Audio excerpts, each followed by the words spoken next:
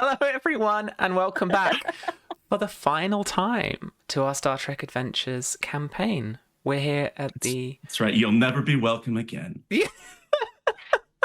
Thanks, Doc. Good job. We are here for our finale, and we're going to be finishing off the Tilikala Saga for you tonight. All contained within the Shackleton Expanse campaign book. We've played it through. There is a bunch we didn't touch. There's even more to get your teeth into in the way of like mission briefs. There's even a whole like 23rd century bit from like the original series style that I kind of have woven in that you can get your hands on. And we're giving PDF copies away today. So... let me find the chat. Maybe April will do it for me. I think it's Expanse. But you can get a... oh, that didn't work. Cool. But you can get them, and I will find out how. No, wait, it was Expanse. This Nightbot giveaway. Nightbot may catch up. Who knows? We'll see. All right, but for the final time, let's go round and see how people are. Anita.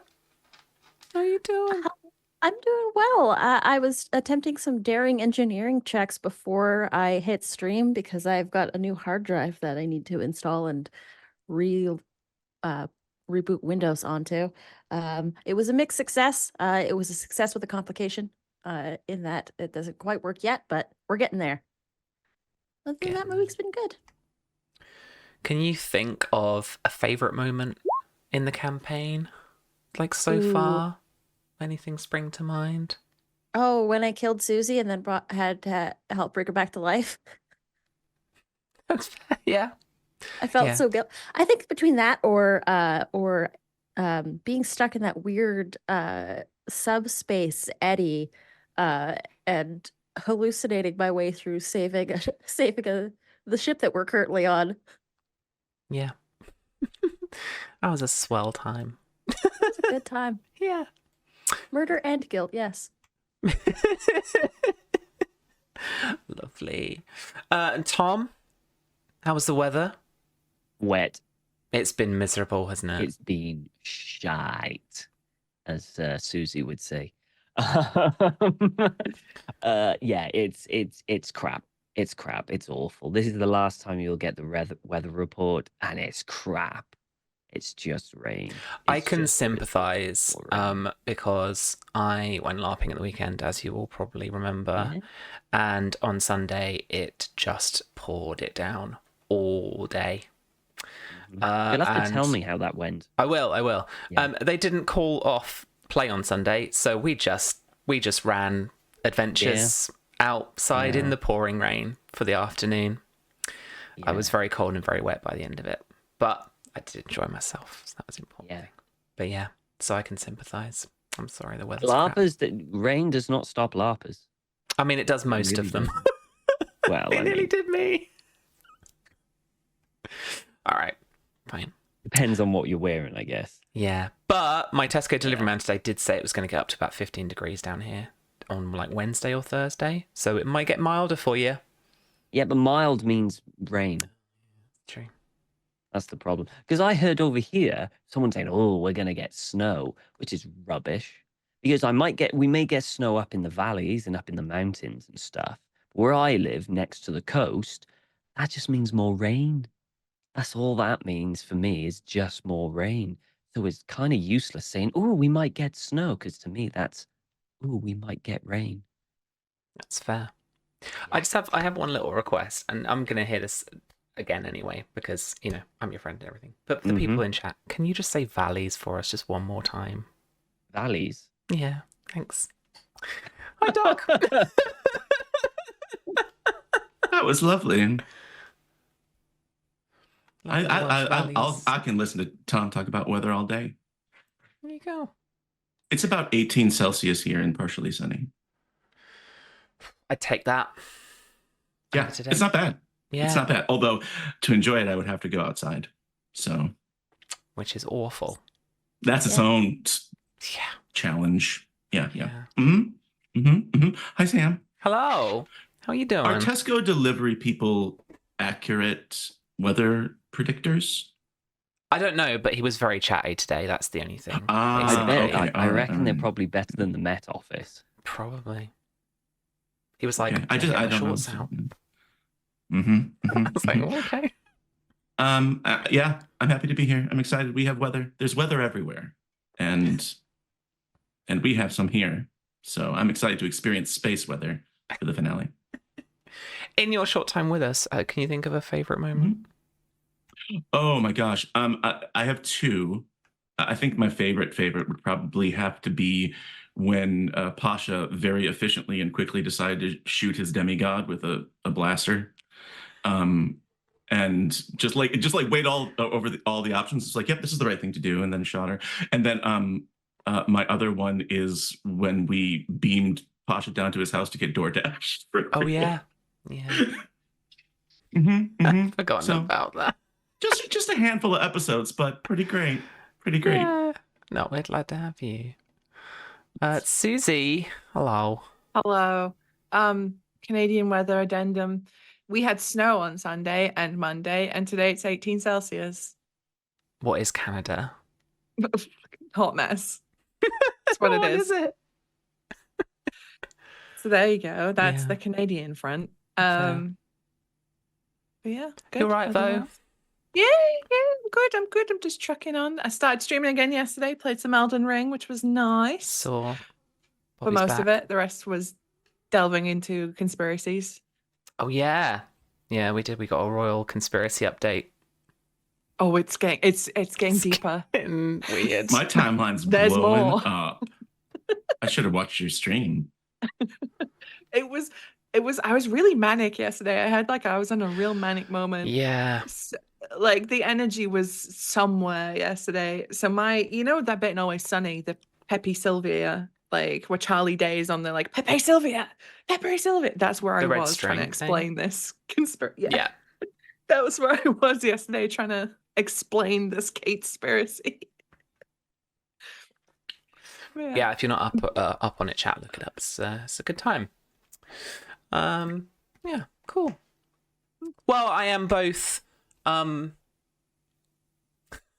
about to say whelmed. Humbled is not the right word. I am looking forward to, but also quite sad to finish off the campaign. We've got a very cool finale in store. But yeah, this will be the last episode you'll see of us for the Star Trek Adventures Shackleton Expanse campaign.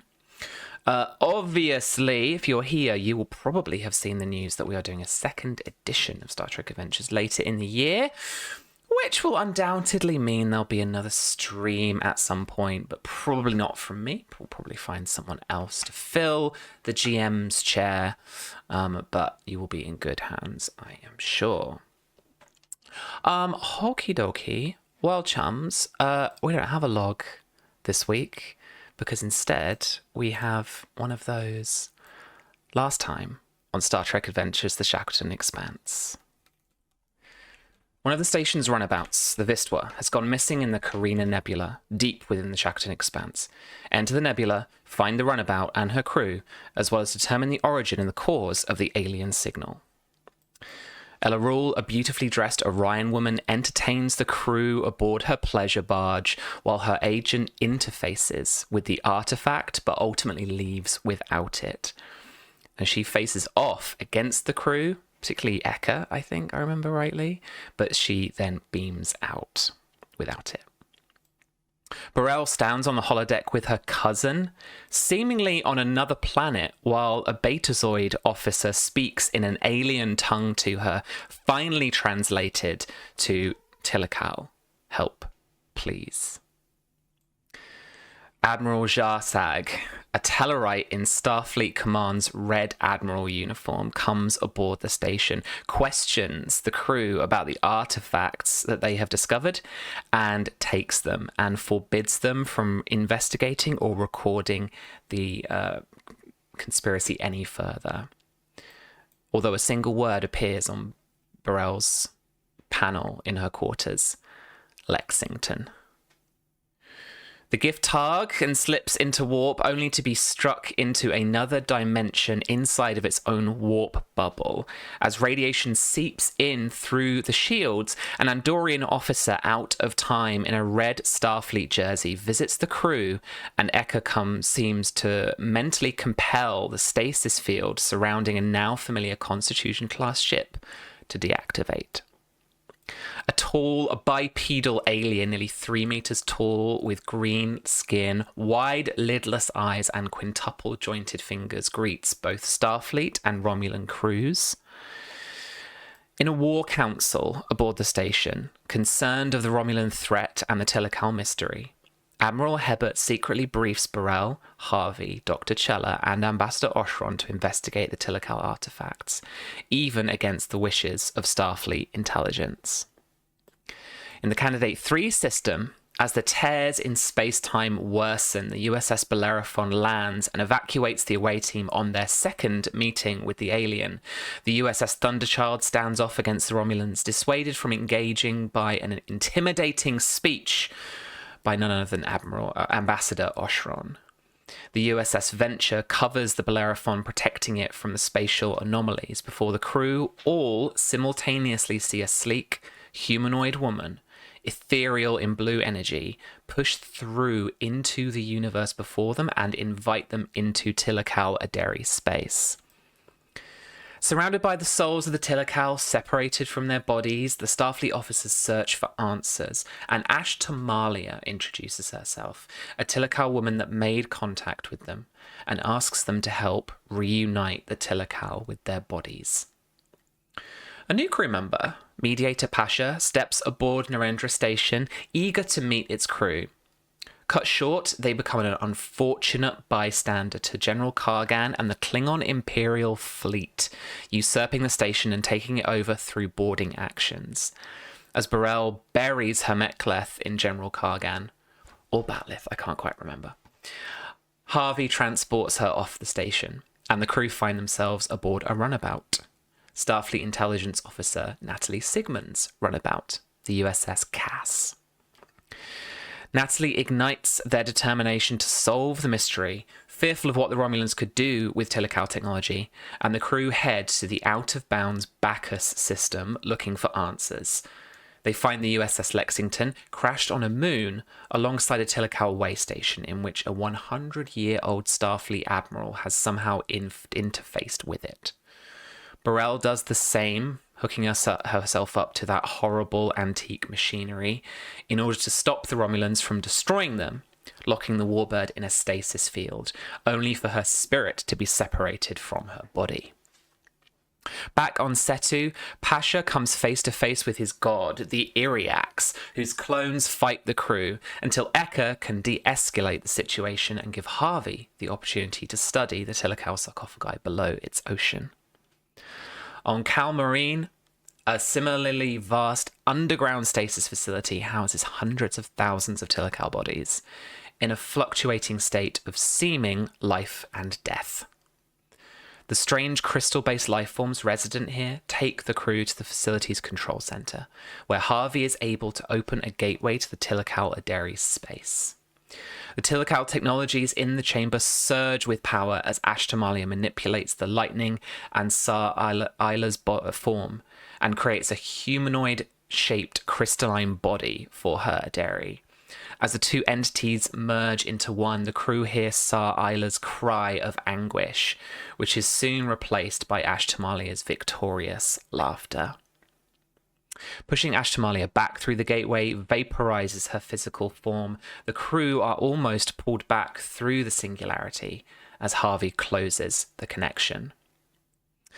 Finally, Ella Rule, the crew's Orion rival, confronts the 4 away team members in her office at the excavation site on a hidden moon deep in the expanse. Burrell fights her, knocking her out, and Harvey threatens the rest of the Orions with a photon torpedo targeting the excavation site. But the USS Lexington has more immediate problems, with Romulan warbird in orbit. And now, the conclusion. And so, to remind ourselves of exactly where we left off, Harvey you're stood at a control panel behind Ellerul's desk, looking at the readouts of a Derridix-class Romulan warbird in orbit facing off against the Lexington.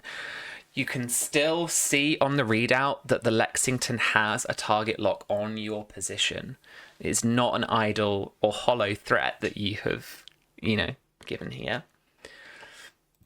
Burrell, you're standing over Ellerul's unconscious body, having knocked her out.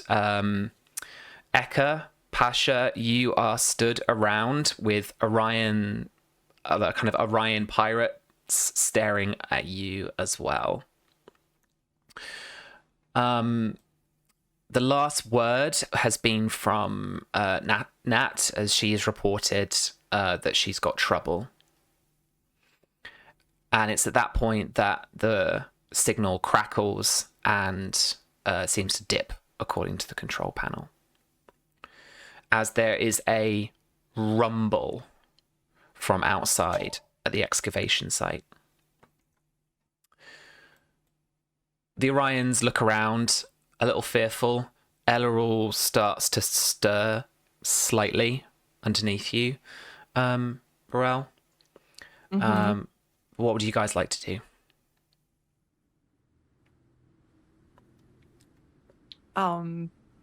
I think Burrell is just going to make sure Ellerul's not going anywhere. So she'll have maybe a knee on her or something, just to make sure she's contained. Knee on the shoulder, something just kind of like a pinned position. Yeah, pinned her down, if she's starting to stir.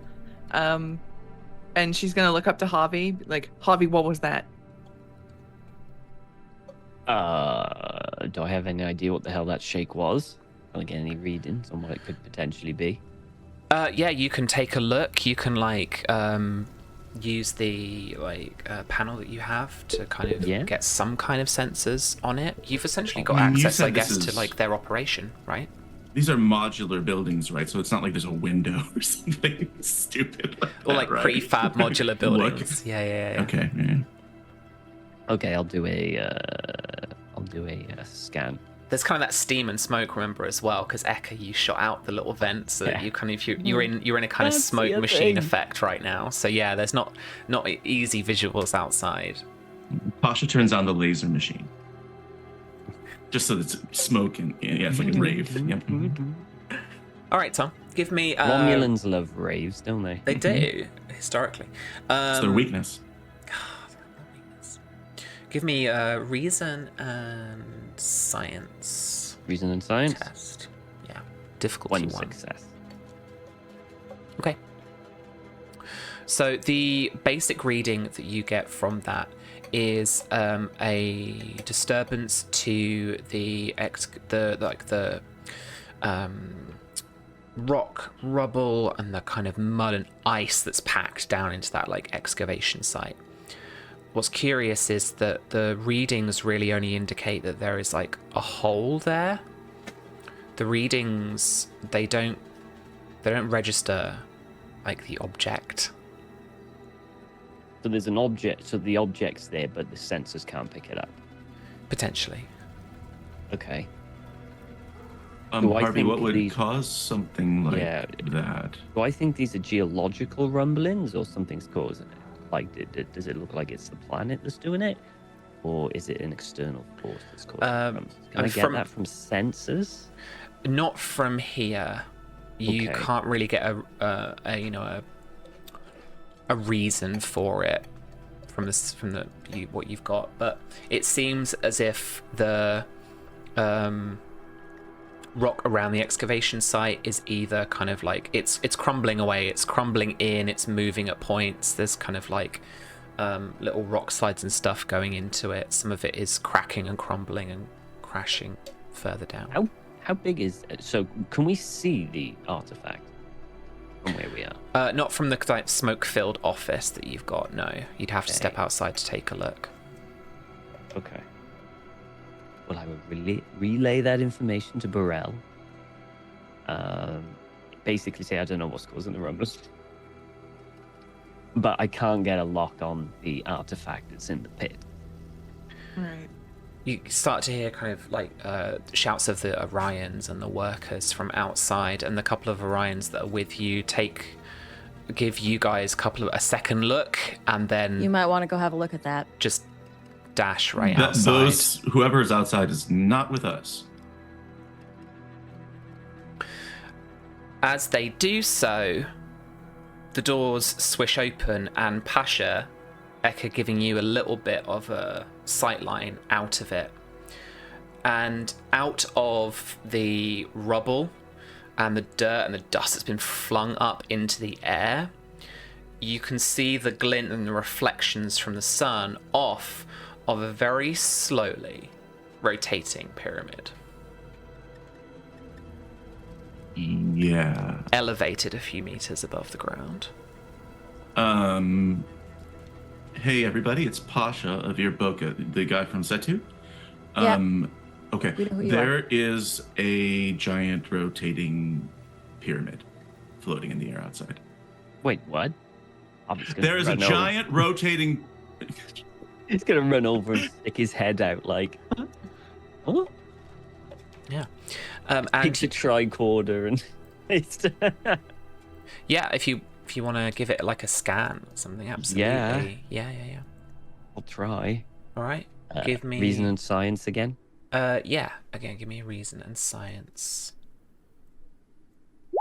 Nope, no successes there. Can't get a lock on it. No successes. All right. Nope. So you don't know, and it's the something's playing with the tricorder, or something is happening in the environment, because again, the tricorder is not registering this thing.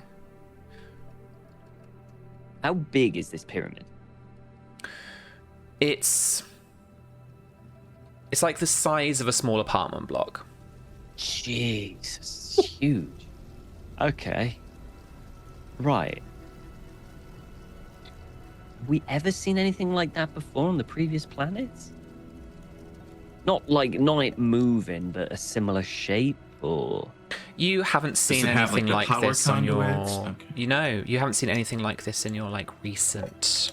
does it look Tilikal? It doesn't look Tilikal. Okay, so this from like what you've from your experience of them, doesn't look Tilikal. No. okay, so this could be entirely new kind of technology race that we're talking about, species that we're talking about. Okay. I think, Chief, what do we do? I'm gonna get Ella Rule up off the floor. I've still got like one arm, like TV. She's restrained. And I'll say, "What is this?" And like point her at the door so she can see the pyramid. I don't fucking know. But the Romulans want it real. They do. Mm-hmm. I'm just gonna like play her aside for a second with the team. Mhm. What do you think of Eka, Pasha? Oh, thank you. I mean, it's either if the Romulans want it, it's probably a weapon. So if we can't use it or collect it, we might want to keep those photon torpedoes locked on. I think We our might best need to bet might destroy be it. to go investigate it. At Mhm. least Yeah. get inside. But what do we do See. about what's her face and her friends? I turn to Ella Rule and I say, I would use this opportunity to evacuate the facility. I have no idea what's about to happen here. I think you've lost a little bit of your profits on this one. I mean, Hang in there, you'll get another chance. I don't mean to think, but we do actually have a brig up on the starship. Should you want to chat to her later? That is a wonderful point. I mean, we can Are there transport any her- Well, if we can get issues her- with the Actually, out of transporter? character though, this is not in character. Has she actually done anything that I would know would be able to lock her in the brig? She assaulted a Starfleet officer. That's We could more than detain her enough. for that. Yeah. Or is there a room here that would work as a break? Is there a holding cell here? I mean, I was thinking more Eka might want a word with in private a bit later to. Or No. do we let her go and say, look, I kicked your ass once, I'll do it again. Stay out of my way. So my primary question is if this is out of character, I guess, is unless there's some sort of issue with beaming up to the ship, right? Yeah, does We it lost have to communications. Yeah, we've lost communications. You've lost communications. Which So we need to find a usually way to means- contain them here Damn it. or let them go. This is just a site office. There's only one entrance, one exit. I'm just gonna push everybody out of the room, push Elrul in, close the door, and shoot the lock. Oh my god. What if this Classic. facility blows up? Pasha, Not my Still a problem. Okay. Pasha, Okay. Pasha's, Sounds like an Elrul problem. She's Pasha resourceful. She'll figure it out. Pasha swoons at the efficiency of this action. Like, it's not a romantic thing or anything like that. Pasha's like, oh, so efficient.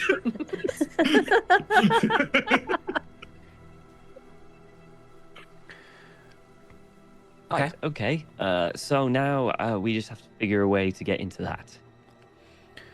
When you say get into that, you think your eyes play tricks on you for just a second, but a very narrow slit of light kind of opens up vertically towards the base of the pyramid, Oh, and then begins to open up horizontally as well. Good job, Harvey. yeah. I guess You just did it. Ask. And a silhouette approaches the doorway, Well, they just came out. and floated down, perhaps by the artifact itself or something, is the form of a pale blue alien that the three of you recognize, apart from Pasha, as an Andorian. Pale blue, white hair, and in a red Starfleet jersey from 100 years ago. Yeah. The face of Lieutenant Commander Valrek greets you, and he looks at you with a huge mix of surprise, happiness, familiarity, relief. And he just says, "You guys." Varric, It's good to see you. And you guys, I'm just gonna give him a poke. and you physically interact with him. On your way to this plane of existence? Pasha also pokes him, thinking that this is the correct way to greet this person that he's never met before. I'm curious. How long do Andorians live? We know. Not 100 years. Okay. I don't But he know. looks pretty No. much exactly how we remember him, right? So he hasn't. He aged. looks like pretty much like how Okay. That's good to know. That's good to know. you left him. Yeah. I think Andorians have a similar lifespan to humans. I if thought I'm so too. Not mistaken. Yeah. Which is about 100 or so odd years. in, Yeah. Yeah. They don't this era. strike me as a long-lived species off the top of my head, but Mm. it doesn't matter Nothing for this. special. Not He- like Vulcan or anything. Is it? No, and he doesn't look like he's Mm. aged very much, Mm. if any kind of time at all. This place, Mm. I saw somehow in that whole situation that we were stuck in. I managed to find this somehow. I didn't realize it would fling me all the way to... When is this? It is. Whatever the date is. Stardate. Stardate. You've got logs? Where are you? You got Wait, Stardate. no, but I can't Stardate. remember which log it is. 4903. 49073. 490.6 Somewhere or around there. point. It would be my 0.7 or 8. It's Tuesday. Yeah. 5 numbers. Huh. Mm. Yeah, And- you're used to that old 4-number standard. I got it. Yeah, and to find you guys as well, this can't be coincidence. I mean, we live in a incredible universe of infinite diversity and infinite combinations. We can't just, I don't know. I mean, one of those combinations, I guess, could be. it- But the likelihood is so remote. But An this Andorian quoting Vulcan's aphorisms. This is what managed to get me out. What is it? I don't know. Did you actually do that, or did it do it itself? Well, so the weird space, right? Yes. Yeah, I remember. You could remember that you could somehow you almost will stuff into being. You could change the place, or you could change the material of the dimension. I guess telepathically or something. I was really still not quite sure. But I somehow managed to see this place inside, at least, and I actually managed to get there, and now I'm with you guys. So this is a gate to that dimension, space? I mean, it's Possibly informed by psychic. Hi, I'm Pasha. Oh, yeah, sorry. Hi, Pasha. Psychic thought? I mean, what else? More like quantum entanglement. Ooh. Say more. Yeah, possibly. These two items are entangled on a universal level. Yeah. This- This connected by this things we can't physical see object- with the naked eye. Yeah. Mm-hmm. If this Or understand. Okay. this giant pyramid is connected to a point within the Tilikala space, just the same way that the Tilikala are connected to their own bodies. Right, and just so we've The seen the physical space. Tilikal come through rips in extraplanar space, it can move people also through time? Yeah, time wouldn't necessarily be a constant in either space, really. Oh, wow, this is a lot. Sorry, this really wasn't my area of expertise. This was Mm, Cavus, no. but Burrell sort of shrugs. It's like, it's beyond me. Oh, and me too. This is beyond what I understand. What did you say? Tilikal, a dairy Tilikal. space? Yeah. What is that? we've been investigating a race of species known as the Tilikal that have been able to transport their consciousness out of their bodies hundreds of millions of years ago. This is all starting to make a little bit more sense now. So we were there then, I'm guessing. Or Yeah. at least somewhere closer adjacent to. Yeah. It felt very similar to when I was separated from my body for a while. Okay. Yeah, you miss a bit. Also, so I think there's a map in there. Oh. I mean, it What, in the looks like a map, pyramid? or it could be an interface, or it could be a diagram. But I think there's something in there that could help us figure this out a little bit more. All right, let's go. Pasha starts walking towards the pyramid. Where's your ship? We're gonna need some serious computing power. Oh, yes, we got the Romulans in orbit. What? Yeah. Yeah, we got a starship that you. No one's seen the probably Romulans really in like. like 100 years. Yeah, they probably haven't improved. Mhm. They're more Remember- present today. Yeah. Oh. It's 100 years in your future. Still no Yeah, and friendlier, it's- though. Mm. No. I've just heard about these people for the first time, and my impression is kind of dicks. I'm going to try the communicator again to try and get through to the net. Nothing. No response. We do have the runabout, though. We do Got have the Cass. the run. The And Cass. the Cass probably has more computing power than the Lexington. Mm-hmm. Yeah, actually, probably does. Yeah. Wait, the Lexington? The Lexington. Lexington's in orbit, currently engaging the Romulans. We're at my Lexington? Your Lexington, 100 years in the future. We found a crash on Yeah. the planet. Everybody's Engage with the Romulans. Yes. Yes. We need to get back up there now. Oh, We need to help them out. Sounds great, but unless this magic pyramid can transport us, well, are we just leaving the pyramid here? I don't Or- know. It's doing something. I mean, we can't move. Okay. I don't know. We can't move this thing. It's beyond our power currently. What we can do is we can get to the Cass, we can get to the Lexington, we can see what the situation is with the Romulans, and then we can deal with this pyramid. Right now, I don't think there's a whole lot we could do except go inside of it, but that's not going to help the Romulan situation. That's why she's the commander. Look, I had a really tough time like focusing on this thing, so I would like go to where I thought it was, I guess, in space and in time, and then it wouldn't be there anymore. I would have to find it again. It's been in different places.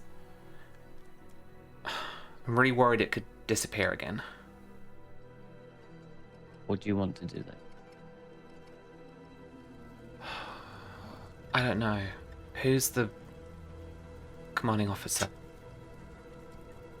All right, I'm taking that on board. If there is a chance we will lose this pyramid and our main connection to the Tilikala, we go for it. Listen, Nat is very good at her job. The Lexington will be fine.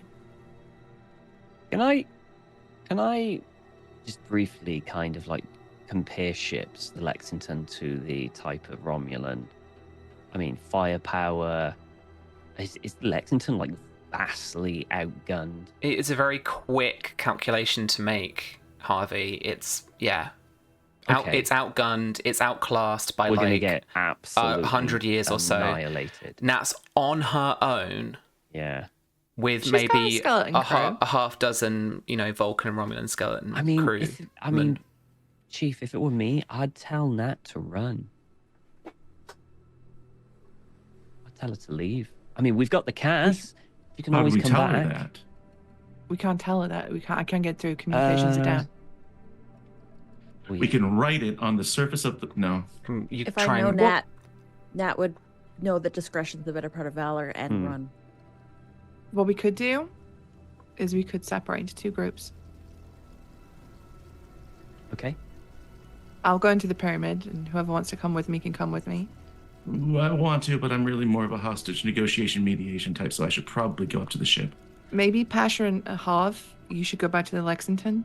If there's anyone that could keep that thing flying, Harv, it's you. Sure. Yeah, I can do that, Chief. Okay, but the I'll two do of what I you, if you're staying down here and going in the pyramid, don't get into any machines that kill you. Really good advice. No promises. And there, I've done that. Got the T-shirt. Split the party. Split the party. Okay. The runabout to the Cass. Is Thingy coming with us to the Lexington or sticking with the pyramid? Where would you like? Pyramid duty. Pyramid. Yeah, I think he's on because pyramid. he Then I've knows got how two to- NPCs in different places. Yeah, I think he knows how to that do it works and- for like splitting the group. Okay. All right. Right. Well, we'll do what we can to. Mhm. Remember, you're on this. We're taking the cast, so Mm-hmm. you're down here Oh. alone. And don't forget about the mean people that we locked inside the thing. Yeah. Can I Other get? will Do I figure it out. have emergency transport still to the cast? You've got to transport to the Cass, yeah. Okay. You ready, Pasha? Oh, yeah. I was ready like 15 minutes ago. He'll turn to them and go, see you soon. Good luck, Harv. Taps the badge and Good luck. teleports to the cast. Okay, you beam to the Cass, get on board, initiate the. You've had it on, I guess, a little bit of a hot standby, and so Oh, you yeah, for can sure. you Oh, can yeah. you can dust off straight away and head straight up to the Lexington. When you drop up above the atmosphere, you orientate yourself and you can see that the Lexington is being fired upon already. Okay. You can see that like the shields are taking a bit of a bashing, Mhm. but she's in one piece. Communication's still down, Harvey? Try and hail Lexington. And you get through. Harvey, get on board right now. I need you to. And there's another like crash as another volley of disruptor fire hits the Lexington's shields. Yep. Oh, okay. I'm on it. I'll get on as soon as I can. And I will try and pilot us in. All right, and you. I am gonna need a piloting check from you, actually. Yeah, well, let's do this. So this is gonna be daring and con as you try and get through the deflector dish. dish, deflector shielding, and into that rear shuttle bay. Difficulty? Is there a way that I can advise using command in some way? Such as Not watch out. command. It would just be a con check because you could co-pilot. You guys would be flying the runabout. I mean, I'll assist. That's the best I can do. I can't advise you, which means I can't use that trait. That's okay. Yeah. That's okay. What's the difficulty, Sam, please? Difficulty is going to be 2. No, difficulty is going to be 3, in fact. 3? Oh, in that case, Yeah. I definitely want to buy at least 1. Okay, so that'll be with some threat. Yes, please. And we're doing daring con, right? Yeah. Daring and con. You could do, say, presence and con if you wanted to, yes, help please. instruct Harvey in, the best approach and something like that. Most Pasha. efficient approach, maybe, something Yes. like that. Pasha's more present than I got daring. the 3. Okay. Anything is a bonus. Sure. Hey. Boom. We got our momentum back. Nice. Save that momentum for you there. All right, let's get this back to here. Beautiful. And so you managed to deftly get the runabout into the right position. Just the Lexington is coming, banking round in an evasive maneuver. You managed to just sync up with it and get back, skidding into the shuttle bay, in that tiny, tiny shuttle bay. And you managed to, the front of it bumps into the front of that small shuttle bay wall. But you managed to land, you managed to get in, and you managed to dash up as quickly as possible to the bridge itself. And the whole way up, Pasha is breathlessly shouting affirmations at Harvey. Great job! I'm really proud of you. Thanks. Not a very fit person, Harvey. At Okay. all. Burrell and Eka, you are motioned up by Varette to come into the pyramid. Let's go. Mm-hmm. All right, entering into that pyramid, he points out that this outer section I came to call the locus because it was like the locus of my attention, Mm-hmm. Now inside that map I think I was talking about, the Oracle. And so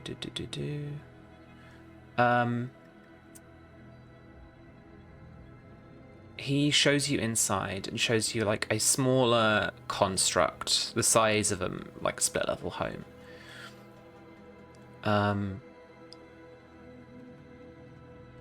On the kind of inside of the walls and such, they look quite smooth, kind of maybe a cream-like kind of metal, perhaps a stone, something, again, a little bit reminiscent of that kind of Tilikala thing of it just being kind of old, ancient technology, something just ancient but beyond your technological knowledge at the moment. And Varette leads you further down a single corridor. It doesn't seem to lead left or right, just seems to carry on going forward into a what you might consider to be a control room. Inside this oracle, there are glyphs on the walls, seem to be etched into the material, and there seems to be a kind of a diagram that seems familiar. Probably looks like something like a star map. Mm. This has got to be some kind of key to the locus.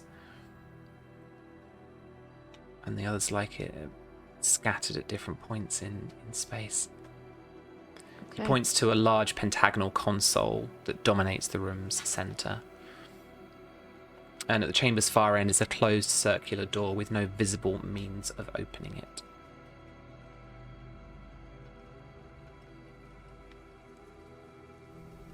I'm gonna pull out a tricorder. Yeah, absolutely. Let's start scanning, I guess. All right. Give me a reason and engineering task with a difficulty of 2. Absolutely. 2 dice. Only got 1 momentum. Would I be able to use that momentum for an additional die? Friends? All right. Go for it. I'll spend that momentum. So that I'm rolling 3 dice. Yeah.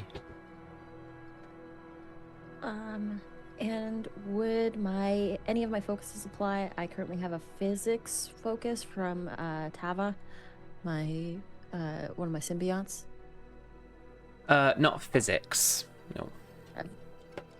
Yeah, I don't know that any of my other ones would apply. I've got reverse engineering. That's pretty much about it that I could think of. All right, let's go. What? 1 sec. That's 2 successes. Yeah, we got 2 successes there. All right. Burrell, any assist? Yeah, sure, I can assist. Let me do insight. Boop. Oh, Coming in That's clutch just there. Successes. Nice. Get that momentum back. Yeah.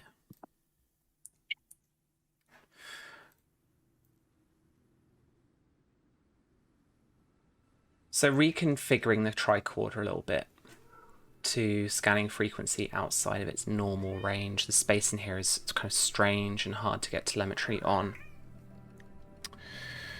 With the modifications, you scan the symbols and the potential map, all trying to find a means of translation.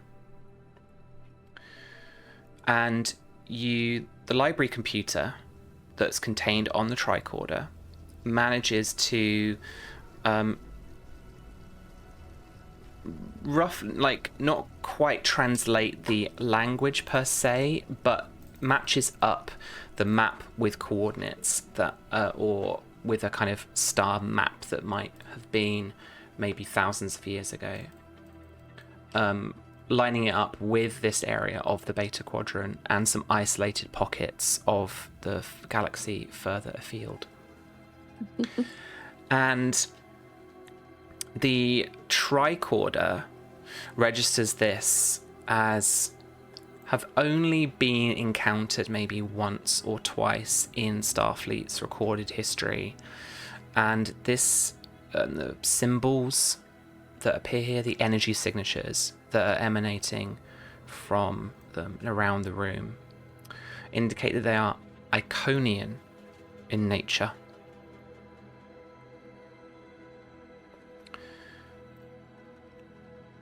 does that mean anything to us? Iconian. The Iconians are another ancient species, another ancient spacefaring species, and their portals, their gateways, have been recorded. That's like the being Guardian found. at the Edge of Tomorrow. Yeah, If I'm remembering TOS. yeah. Gold Did he have to star. forever? They've got these little portals that can take you through space and time. Oh. Yeah. But yeah, the map itself represents locations throughout the Shackleton Expanse and other isolated areas of the galaxy. I think I remember reading an old log about this. McCoy from the Enterprise jumped through one of them. Ended up in the 21st century. I gotta admit, history was never really my thing. Yeah, he got injected with some drug, made him go a little bit buck wild. They ended up having to let a person die in order to save the future. It was a whole thing. Oh. So if this thing can travel through space and time, can we control where it goes? As far as I'm aware, It showed them the entirety of history from front to back, and they just kind of had to eyeball and jump in at the right time. Right. Because McCoy jumped in first, and then Kirk and Spock had to go in after him. After letting it do a loop. Right. And I'm gonna look at the star chart thing. Does it do any of these, like, are there any like markers or anything on it that lines up with what we know where these Tilikala things are that we know of? Like, is there any like one-to-one matchups? Yeah, absolutely. You take a look and you can, again, based on the kind of readings you can fits about with a tricorder, you can match up some of the locations that you've just previously been to. Hmm.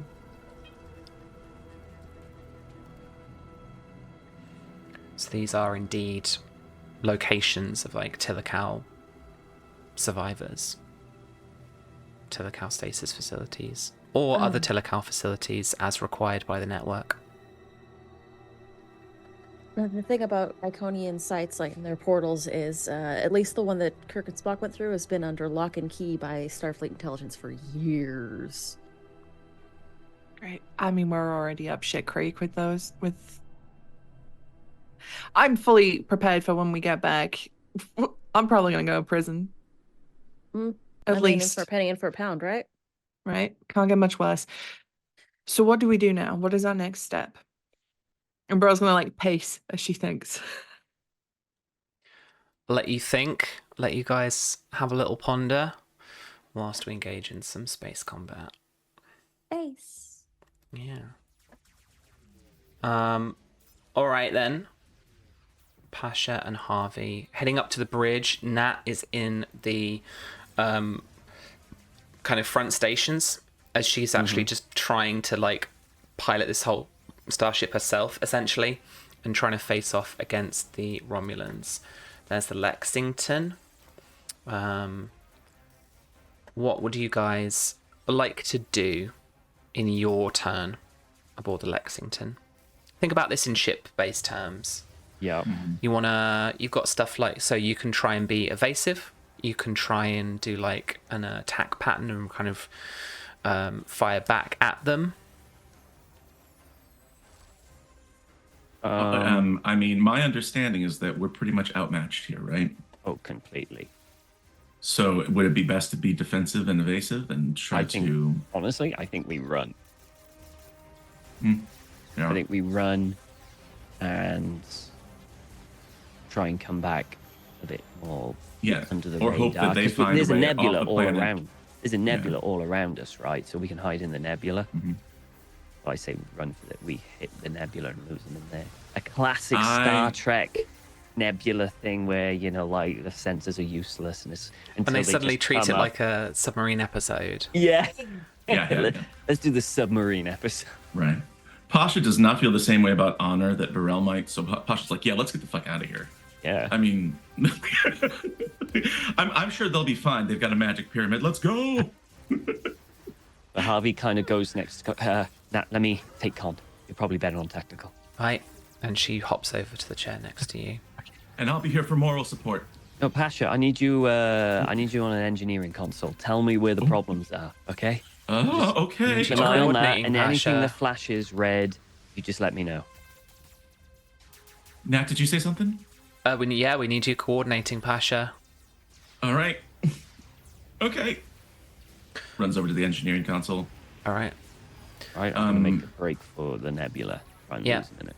No problem. Harvey, make me a con check. I will let you choose the approach that you want to take with this. I think Harvey's going to go Sense of daring. attribute.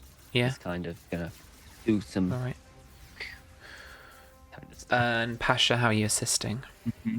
I think at this time he's going to use maybe. Well, the command was to check out and see where any problems were on the ship to report back and keep status. So I think he'll do that. Is there a way I can use presence to do that? Absolutely, that is perfectly presence. Yeah. Okay. So you're helping the skeleton crew coordinate where they need to help and where they need to make repairs. Absolutely. And command with that is absolutely. Okay. And I'm rolling that as me, right? That's not a starship roll.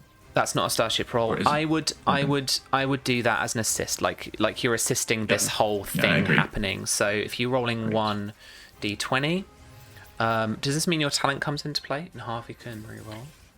It does have. Yeah, I do have something a trait that comes into play here, or talent, that is called reassuring, basically. And so if Harvey gets a complication, we can spend that 1 momentum to ignore it.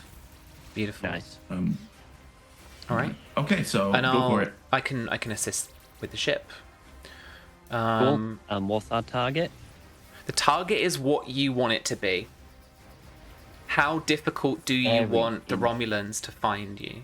Or how many dice do you want to roll? We'll find out what the difficulty is. That might be a better way. I would like at least 1 more dice, so that I'm rolling at least. You do have 1 momentum in the pool. Sorry, it's not. On Okay, that's it's cool. Not on I will use that if that's okay. Mm-hmm. I want to get. So I say we just wait and see what the difficulty is. Okay. Okay, here we go. Ooh, that's only a 1 complication. Here comes the assist. That's Oh, another complication. that is a 20 from me for the assist. With the ship. With the ship, it's going to be engines and con. Ooh, I'm rolling 5. Oh my gosh.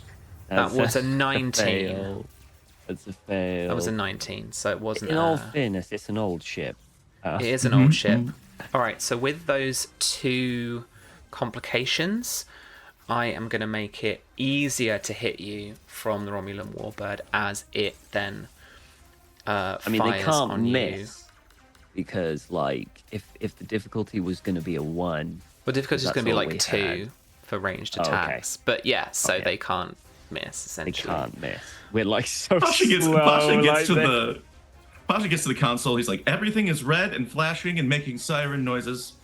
And He goes, oh no. All right, so I don't know what is this, a 10, that's a 15, and it's a 10. So the roll succeeds. I've got 2 momentum to spend. I'm going to chuck another couple of points of damage onto whatever this is with the disruptor banks. And the disruptor banks do you... that's a lot. 1, 2, 3, 4, 5, 6. We only did one thing. And he's Oh, one it is. strike It ship. is scale plus security. So the scale is 6 plus security is 9, so it's 10. It should be rolling. 1, 2, 3, 4, 5. Yeah, so it's 10. It's rolling.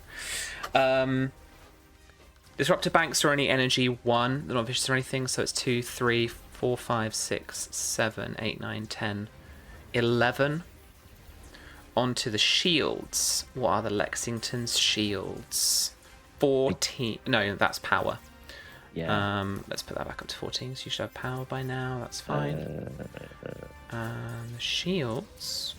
Actually, Where I are don't know the what a where are the shields? constitution Oh, shield sorry. The shields are like little bubbles on the Little on the blips. thing. So I put them up to full.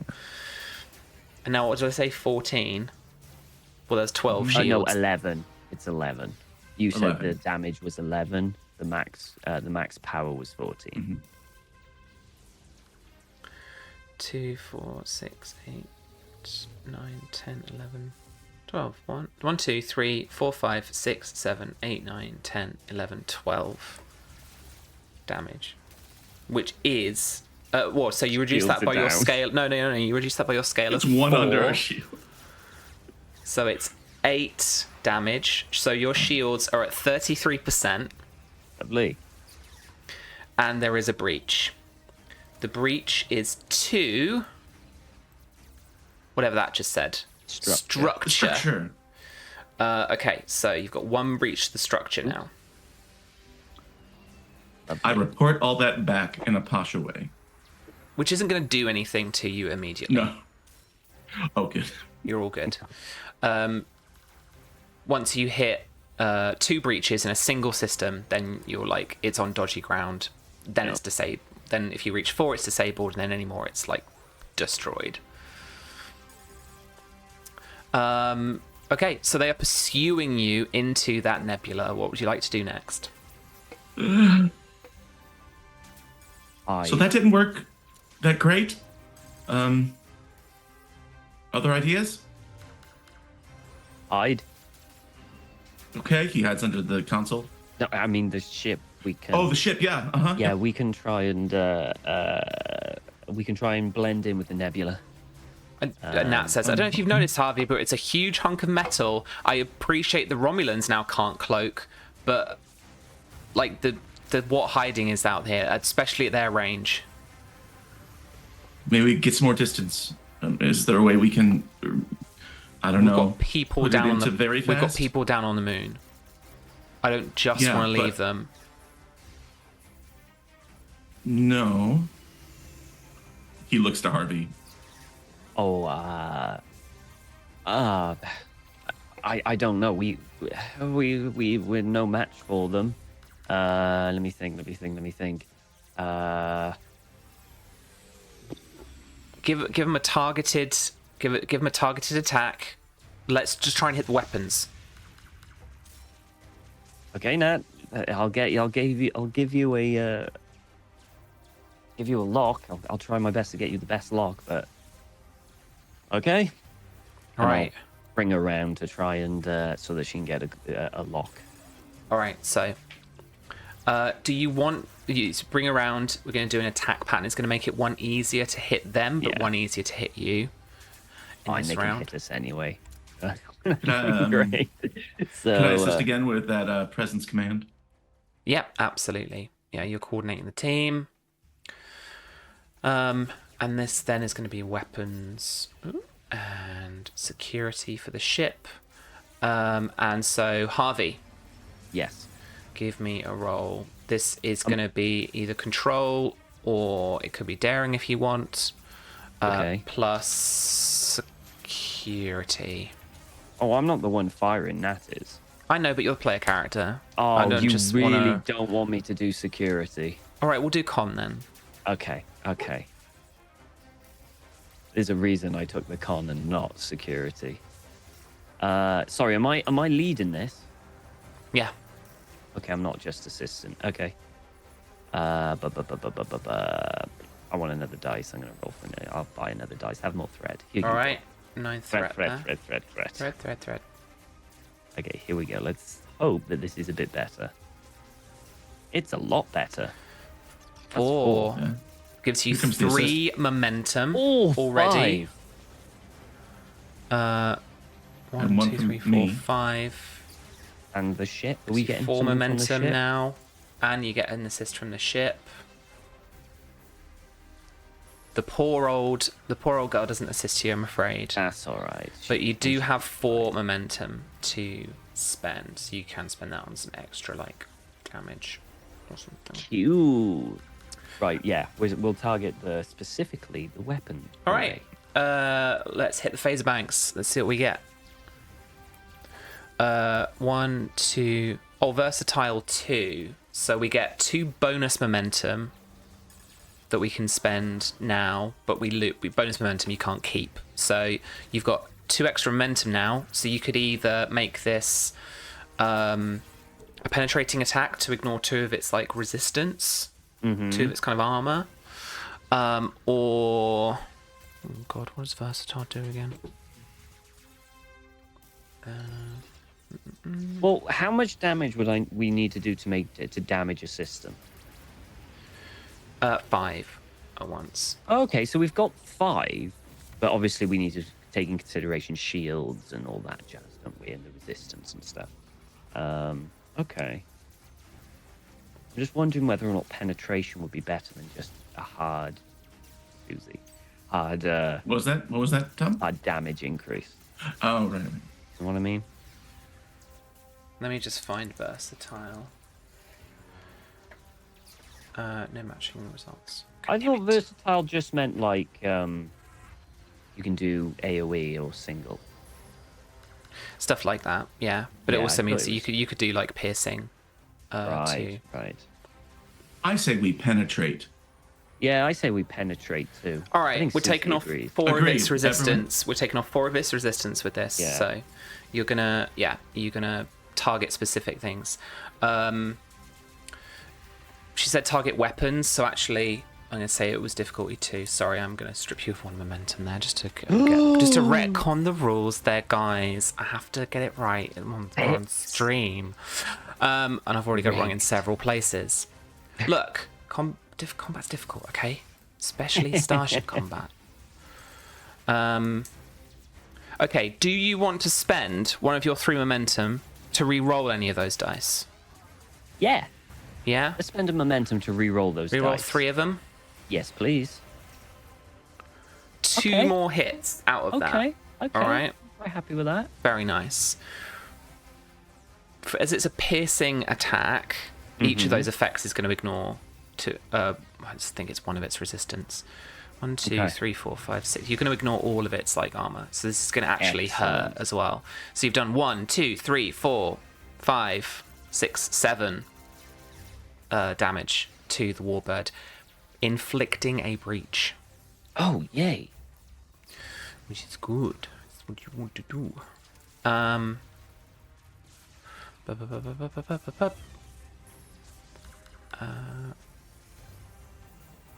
having a brain aneurysm. Hang on a second. What do I do now? There's nowhere to record it on the sheet thingy. Oh well. Okay. It's got a breach. You've done a breach on the weapons. You've done a breach. Breaches So are good. I'm gonna make their next attack like 1 more difficult, Cool. just to streamline things a little bit. Yeah. Okay. It, in turn, I'm going to spend that threat to escalate the situation. And it comes in and it locks on some kind of transporter beam.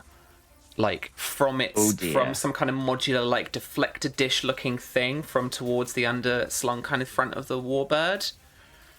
And so this Tilikala energy signature fires at you and starts to try and pull the ship apart.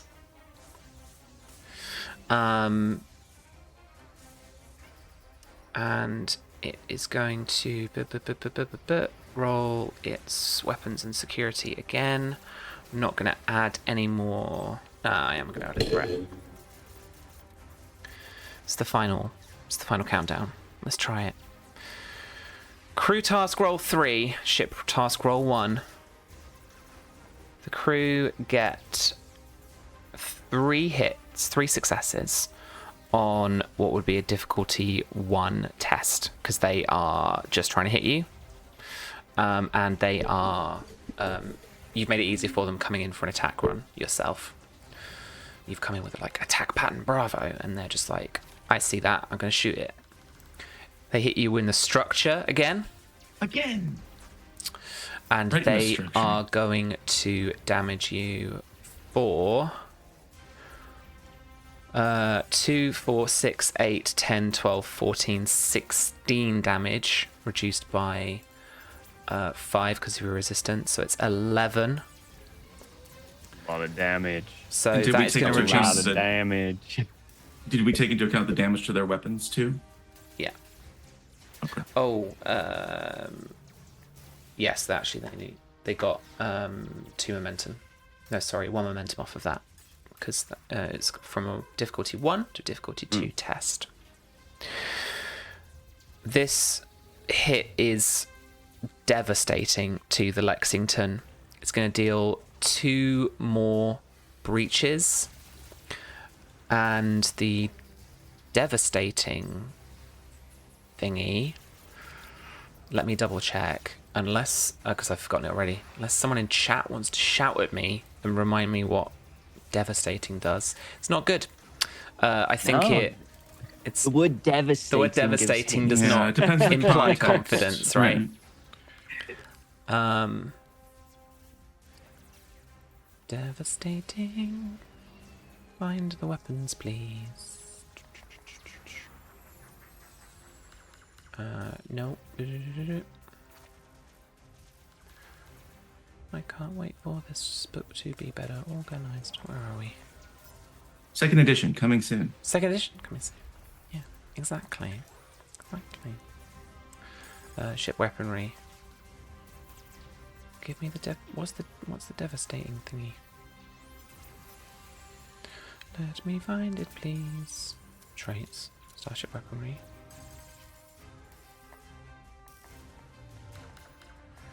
Let's do combat thing. Oh, did we get it? Aha, here we go. Devastating is a quality. Engineering tasks to repair the damage caused by this weapon is increased by 1. Oh, is that it? Yeah. That's all it is. That's not as bad as That's all it is.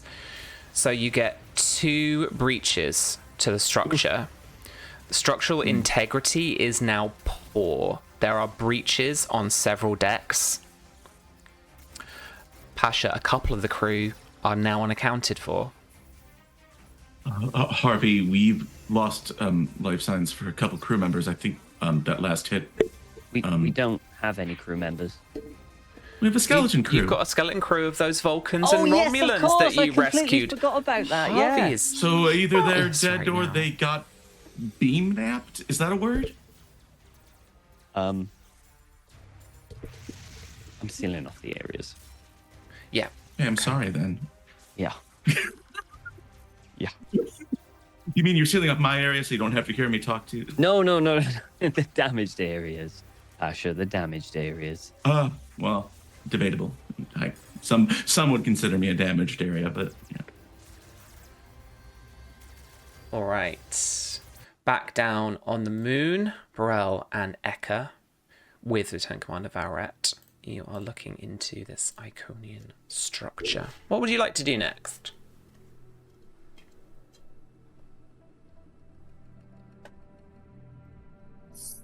So, something's been bugging me. Did we ever find out why the Tilikala separated their dairy from their bodies? Was there some sort of crisis? I don't think we ever really got to the bottom of it. I mean, you can be an incredibly advanced technological society, but sooner or later you come across this whole we're mortal thing, right? So I mean, why would the entire... There are billions of them. Why would an entire species... they're thousands of years old with crazy technology. I don't know why they would, but here we are. I mean, the only reason would be to preserve themselves, right? So that they could be freed in the future. But this space they have with their dairies, Yeah. that they could do what they want there, right? If I manage to move through time and space with my mind, they could do whatever they want. Yeah, but they want to be free. Something go wrong? That's my thought. If something went wrong or there was a reason why they had to go into hiding in the first place. Was there a war? Was there a drought, a famine? Burrell, does your fella know anything about that? I don't know. I honestly have been pretty quiet lately. Have you ever tried talking to him? Kind of? I don't even know how to start. How do you talk to your past selves?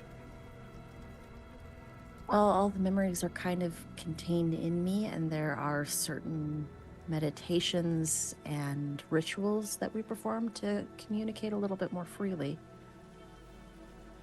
I just sort of call on, if I'm looking for Unil or Joni or Tava or Koshran or Aji or Gilo or any of the others, I just kind of think back and remember, meditate a little. All right, is there like a quick version you can teach me real quick, and I'll try and ask. So I'd like to teach Burrell a trill technique to try and get into a little bit better contact with the Aderi that is inside of her. All right. So I reckon Burrell is actually going to lead this task because you're trying to do the thing, and then Eka, you're assisting her. So, I think this is reason Mm-hmm. and command, probably. Okay. Do you have another suggestion?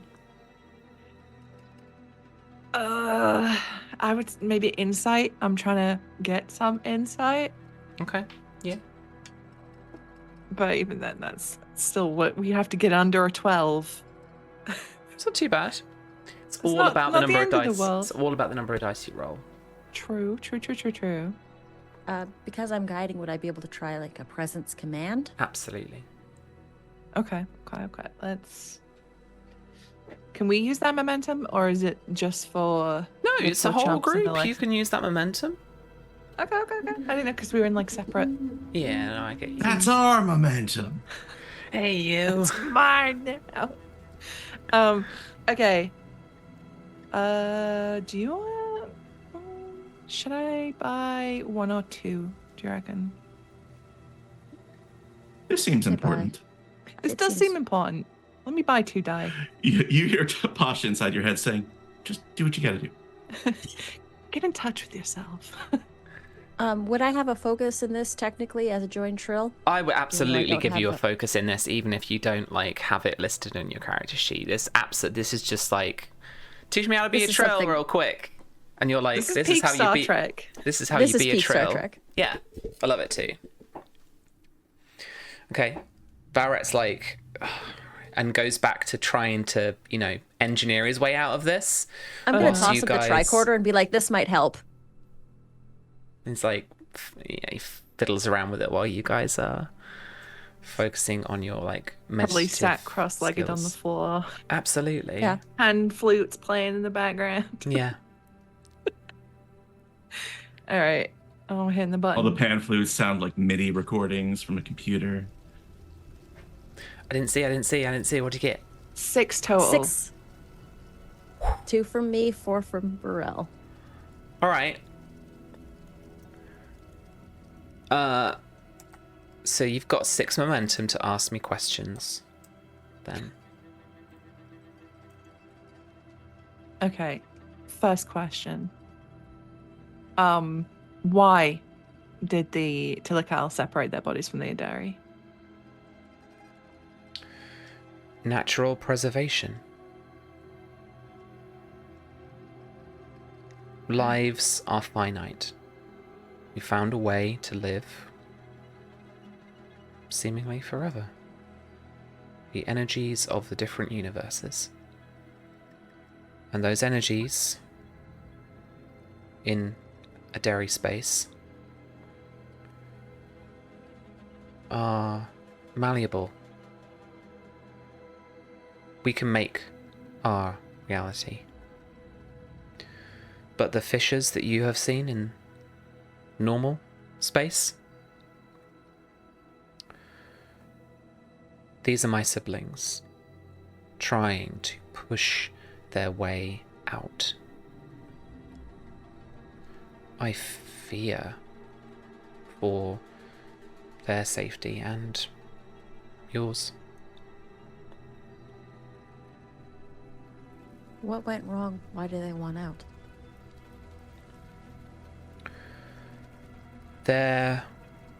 Our consciousness degrades over time. Some are no longer even themselves. Some Adaris waste away, make little to no sense, are in a tormented psychological existence. We do not know why.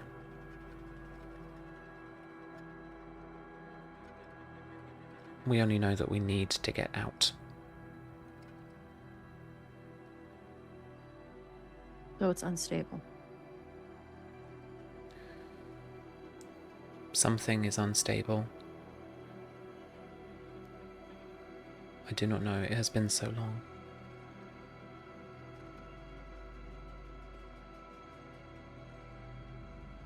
I imagine that if Ekka's like talking to them, Burrell's Yeah. doing like a hypno blue eye thing, Yeah, that's so Yeah. cool. blue glowing eye thing.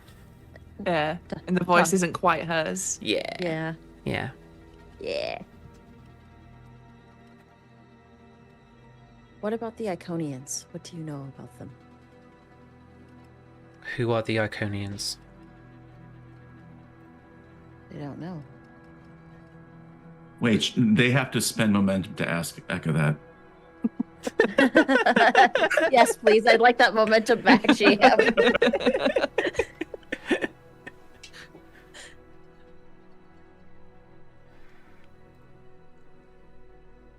The Iconians. The Iconians are another ancient race, time travelers. They built portals, and some of them interact with Uridari space. Could that be what's causing it? Could that be what's causing this disruption?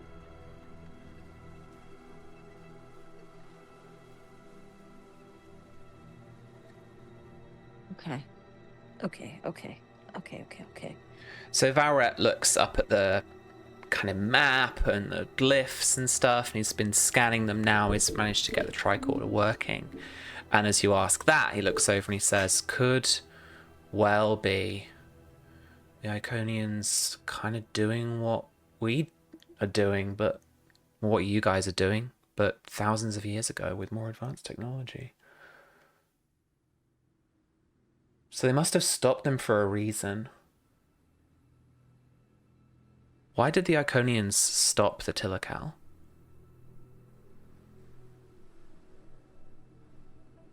Did they foresee what was going to happen?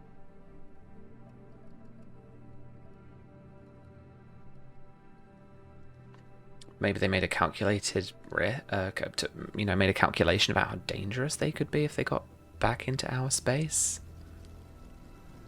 I mean, they were doing all sorts of stasis jobbies with the Lexington before. Or maybe they didn't know they were there.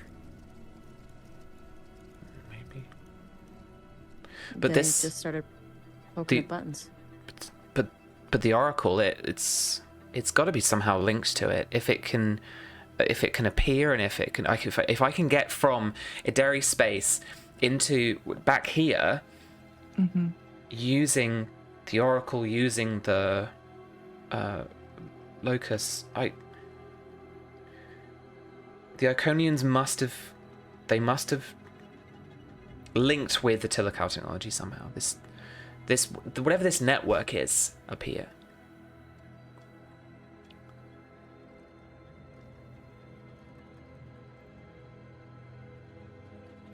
Is there any way that we can overlay what we know about the washboard on top of that? Like where the rough spots are? Do we have any of that? And he kind of comes over to you, filling the tricorder, and he's like, what's the washboard? Oh, okay, you're right, yeah, no, the data's all here. Yeah. Subspace distortions that occur all over the Shackleton Expanse. Yeah, hold up. Can you give us a hand? And he points to you at Burrell. Oh, yeah. And yeah, Burrell's like, she like picks herself up, shakes her fucking head so she's back in the room.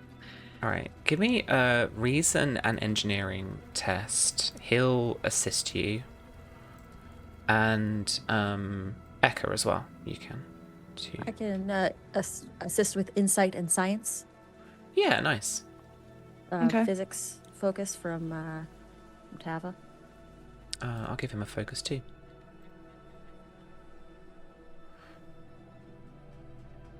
Oop. Oh. Yeah. Oh, you only did one there, bro. Oh, hang on. Hey.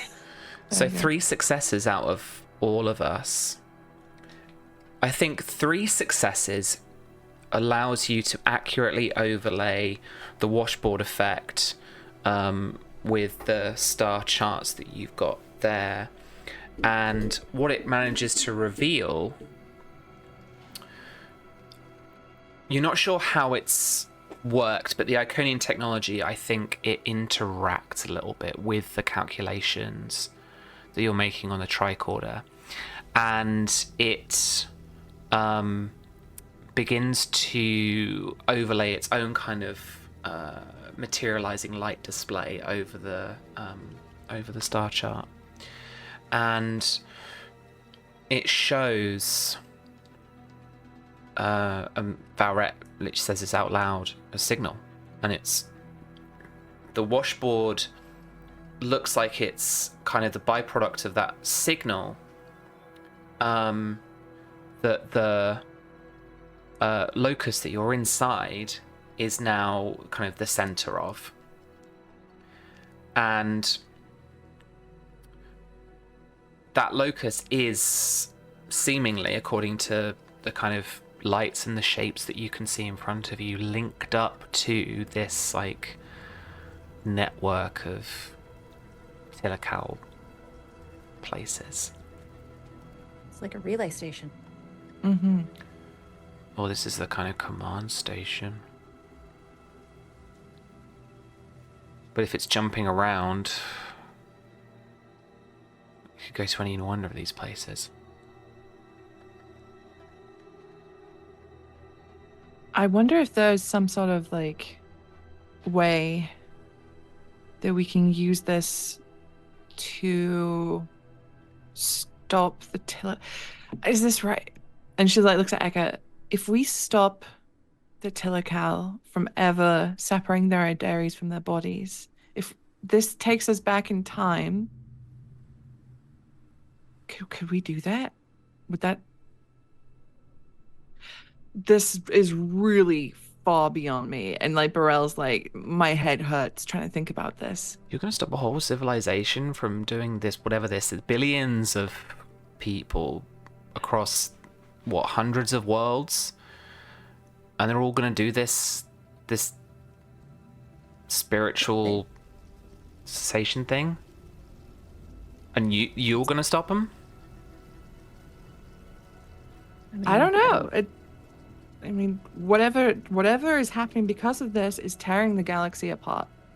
I mean, quite Moons are literally. being smashed into each other. I mean, quite literally. What? So we stop them now?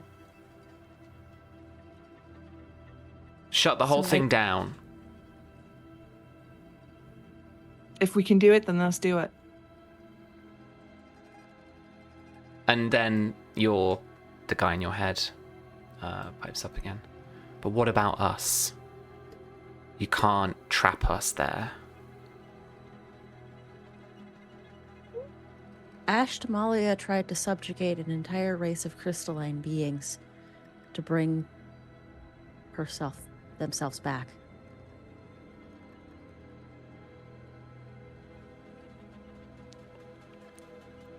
And Burrell, that voice goes very quiet. It's not a good decision to make. Either we keep the Tilikala in their space, or we allow the galaxy to get torn apart. Would this device help us in any way getting the Tilikala back to their right bodies? Well, the problem is so many of them are lost. Either way, people get left behind.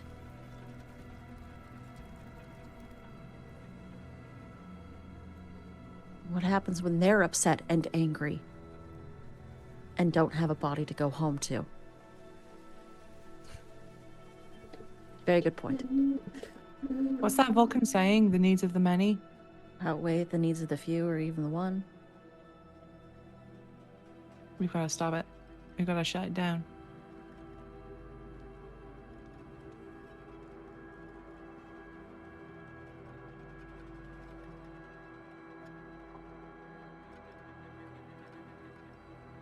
All right. right.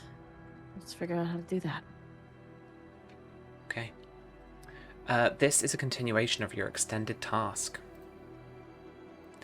that we have from previous sessions.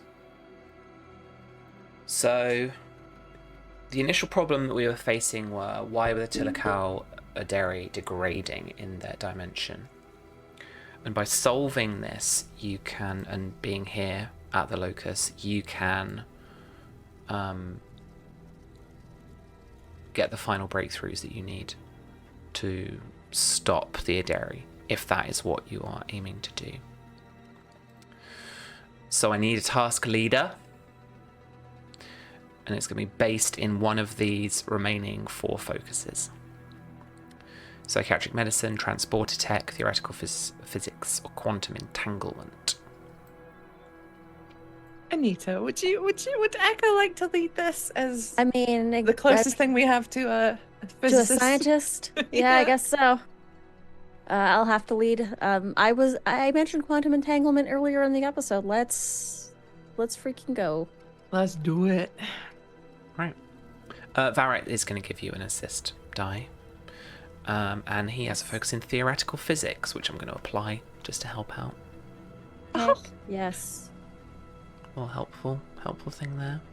Helpful And NPC. and We love a Susie, helpful NPC. you can assist as well. Pick an attribute and discipline. That works well for you.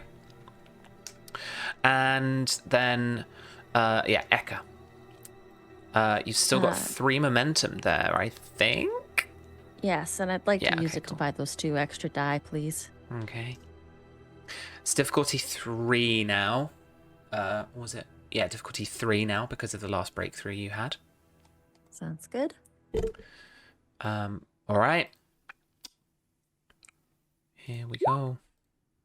Ooh. 5 I'm successes. glad you could roll. Giving you 2 momentum back. And what is your what were you using? Was it science, you said? I was using physics, and I was going to go under the quantum entanglement. Cool. Which discipline bracket. did you roll? I used insight and science. Science, cool. So roll roll some challenge dice equal to 2 plus your science stat. Well, that's only 4 friends, but we've got momentum, so we can reroll if we need to.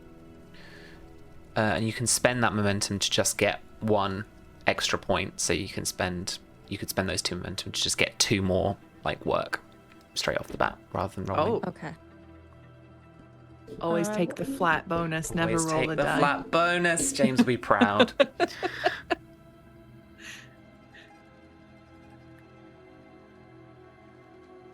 You know what? I'm still gonna roll, y'all. I'm feeling like a gambler. You roll your challenge dice anyway, and then we'll see what you want to do with the momentum. Shoot. What the heck? Why did it give me 7 dice? Oh, I don't know. I'll only count the first 4 of those because I set it for 4. So that's a 2, 3. 2, 4, and 2 effects. So that's 6.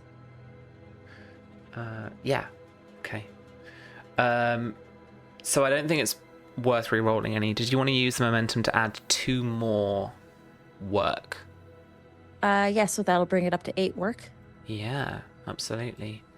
Resistance is 2, which means that you've done 6 more work. Just edit that now for you. Bringing you up to 17 out of 20 and a 3rd breakthrough. The 3rd breakthrough reveals to you that it is the transporter tech that is the correct theory path. And it removes 2 resistance from your next roll, or rolls that you're going to do. So it's the Iconian structure here is, it's interfacing, it's working with the transporter technology that the Tilikal came up with and produced, and it's that unique transporter technology that has separated their Aderis from their bodies. That is the focus that we're going to be using from now on. Okay. Look over at Varric. Do you know anything about transporters? You know what? I do. He has a transporter's focus. Hell yeah. All right. He says as well, I also got some news. It looks like this is a bit of an all or nothing situation. Looks like the Oracle here can either try and get back all of their Aderi or none of their Aderi. So I defer to you guys. You seem to have the more experience with this.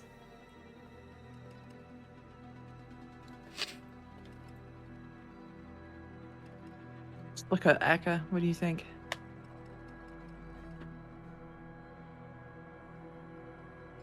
What would Starfleet do? I'm not Starfleet. Try to save as many as we can. But that's the answer. You're in charge, Chief. Make the call. All right. We try and save as many as we can. All right. And he turns to work a bit more on the central console, central pillar.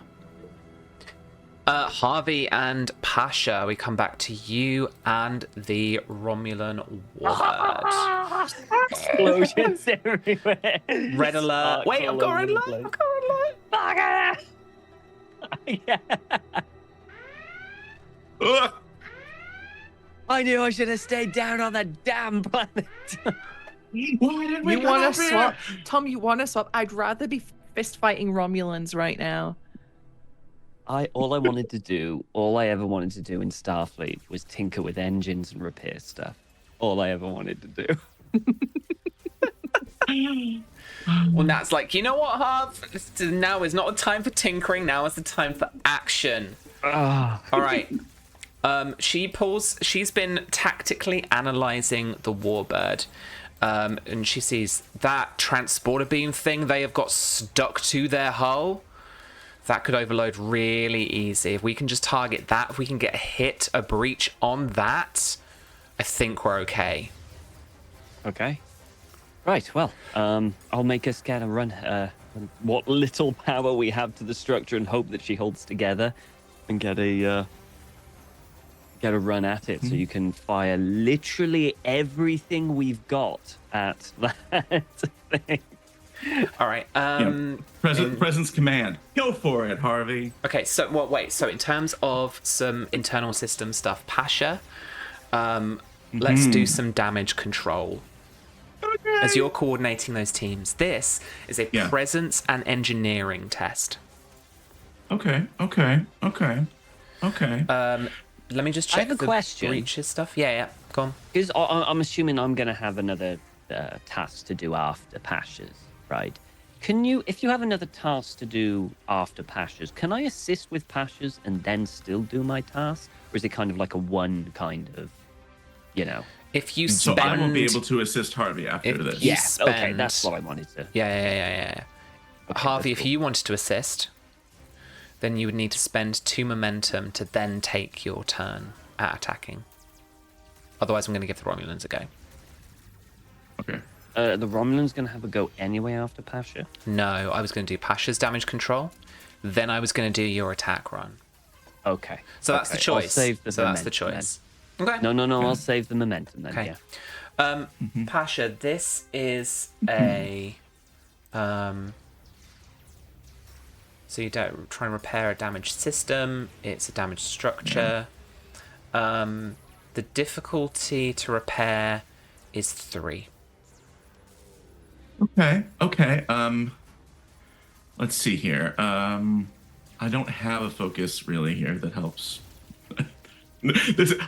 Pasha's so far out of their depth right now. It's like it's been. I don't know. I always like to think it's been like a week. No, it hasn't been. It's been It's been a longer than couple that, but weeks in space. Yeah, the first Ikaru to travel outside of his home system, and so I've got 2. So I'll definitely need to buy another, at least. That's just 1 momentum. I'll spend that. Yeah, That's no I problem. think I'll do that and roll 3 because I think Grab another one. It's a tweener. It's all about the number of dice you roll this game, I tell you. Mm-hmm, Hint for chat. I also, if you're running 2d20, it's not about the target numbers. It's all about the number of dice you roll. my hesitation is because I'm like, oh, if we had that momentum and I succeed at this task, I could have Harvey and allow Harvey reroll a complication on his attack. So that's the reason I was clinging onto it. But yeah, let's just use all that momentum. Okay. Harvey will do fine, I'm sure. So you want to roll? You want to roll 4 dice in total? I'm rolling 4 die. Yeah, because I need 2. You said. You need. It's difficulty 3. You need 3 successes. Yeah, then I definitely need all 3 of these. Okay, here we go. Oh, right on the money. Absolutely. And so yeah, you repair the damage to the structural integrity. Those breaches don't go away, but it does mean that now if you're trying to do anything with the structure, the ship is safer. There's force fields in place. You're organizing the team to make repairs. Now, just very efficiently. Yeah, the structure is not going to increase the difficulty of any of your actions now from now on. So you've repaired that. For That's now. good. That's worth it. Yeah. All right. So Harvey, your attack run. Do you want to just do? Do you just want to do kind of in terms of the helm kind of maneuver? Just go in for a normal like attack and not lower your difficulty, but lower your difficulty. But I want to make theirs, this or... so in Harvey's mind, it's now or never because we can't take another hit. So he wants to give Nat the absolute best opportunity to unleash hell on that thing, to overload it and potentially, disable the entire ship. That's the plan. Even if he has to drive the ship in front of those guns, he is giving, the easiest, clearest shot possible for it. Tom. There is a combat action in Starship Combat called ramming speed. Yeah, but can I... Okay. It will do damage to your ship. I just fix it. But the structure is like... Do you want to... structure's like paper at this moment. Yeah, no. Look, what would Harvey do? You want to... Well, Harvey might go to do ramming speed, so... You want to give Nat the best shot. But then, at last minute, either veer up or full stop, just unleash hell onto that You thing. mean a Harvey maneuver? A Harvey maneuver, yeah. Harvey maneuver. Full impulse power to full speed directly at the thing that we're going for, and then it's a hard either break in space to kind of just give the best opportunity to just unleash hell on it. The Tokyo Drift. And I have the opportunity afterwards to ram them. Yeah. Okay. If the weapons don't do the job, the ship will. All right. You're giving Nat the best chance she's got to make this attack effectively. All right. So roll me daring and con. Oh no, I'd say control and con if it's better. Control and con because you're trying to keep the ship like really intently in the right kind of firing arc, in the right frame. You're trying to get the phaser banks at the right angle. So control and con. How many dice do you want to roll? Do you still have your determination? I do indeed. Do you want to spend your determination on this roll? Indeed. Yes, I do. Okay. I do. What value are you using? Sometimes protocol just gets in the way. Oh, okay. I love it. Okay, so are you spending it for the 2 successes? Yes, please. Cool. Yes, okay. please. Do you want to roll a 4th die? I do, yes. Okay, so that is 3 momentum. No, it isn't. Yeah. Hang on. It's giving you threat. It's giving you how many threats you need. It's 2 more threat. Do you want to roll a 5th die? I'm rolling 4. No, so you're rolling 3 and you have the 2 extra 3, successes. sorry, yeah. Do you want to roll a 4th die and then the 2 extra successes? How much more threat for that is you? 3 You. more. So 5 threat altogether. I mean, it makes sense narratively. Yeah, let's go for it. It's now or Let's never. go. Finale. Give her Let's that go. for it. Yeah, I want to. I like to treat you, Seth. If this doesn't destroy the warbird, We're in trouble. you're in trouble. That's game over. Okay, so- if this doesn't destroy the warbird, I'm ramming it. Yeah. Okay. Okay, so you're targeting the weapon specifically. Yeah. So we're hoping you have overload it. made it from a difficulty 2 to difficulty 1 with your maneuver, but it's going Mm-hmm. back up to 2 because you're targeting a specific system. Okay, So you're looking 2. for a difficulty 2. You're rolling 4 dice, and you're Yep. adding 2 successes to your result. And the Yep. Lexington is going to assist you. Come on, Lexington. All right, here we go. Okay, that's 3 additional plus 2 from my crit is 5. 6 because of the 6. Lexington's success there, as it actually managed to assist you with its weapons.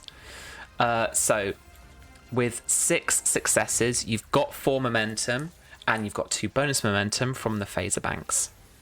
Unleash hell. Just All right. I want to spend as much momentum as possible to blast the living hell out of it. So now that I've found it, let's play some rules as written. So Nice. you can add 1 damage by spending a momentum. Mm-hmm. You can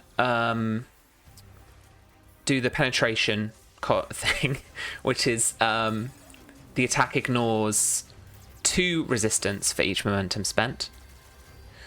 However, bear this in mind, just 1 momentum, you could re-roll all or any of your challenge dice. Can I make my decision after the damage is done, or do I have to do it before? If you want to add bonus damage, you do it after. Okay. I would save one. If you wanna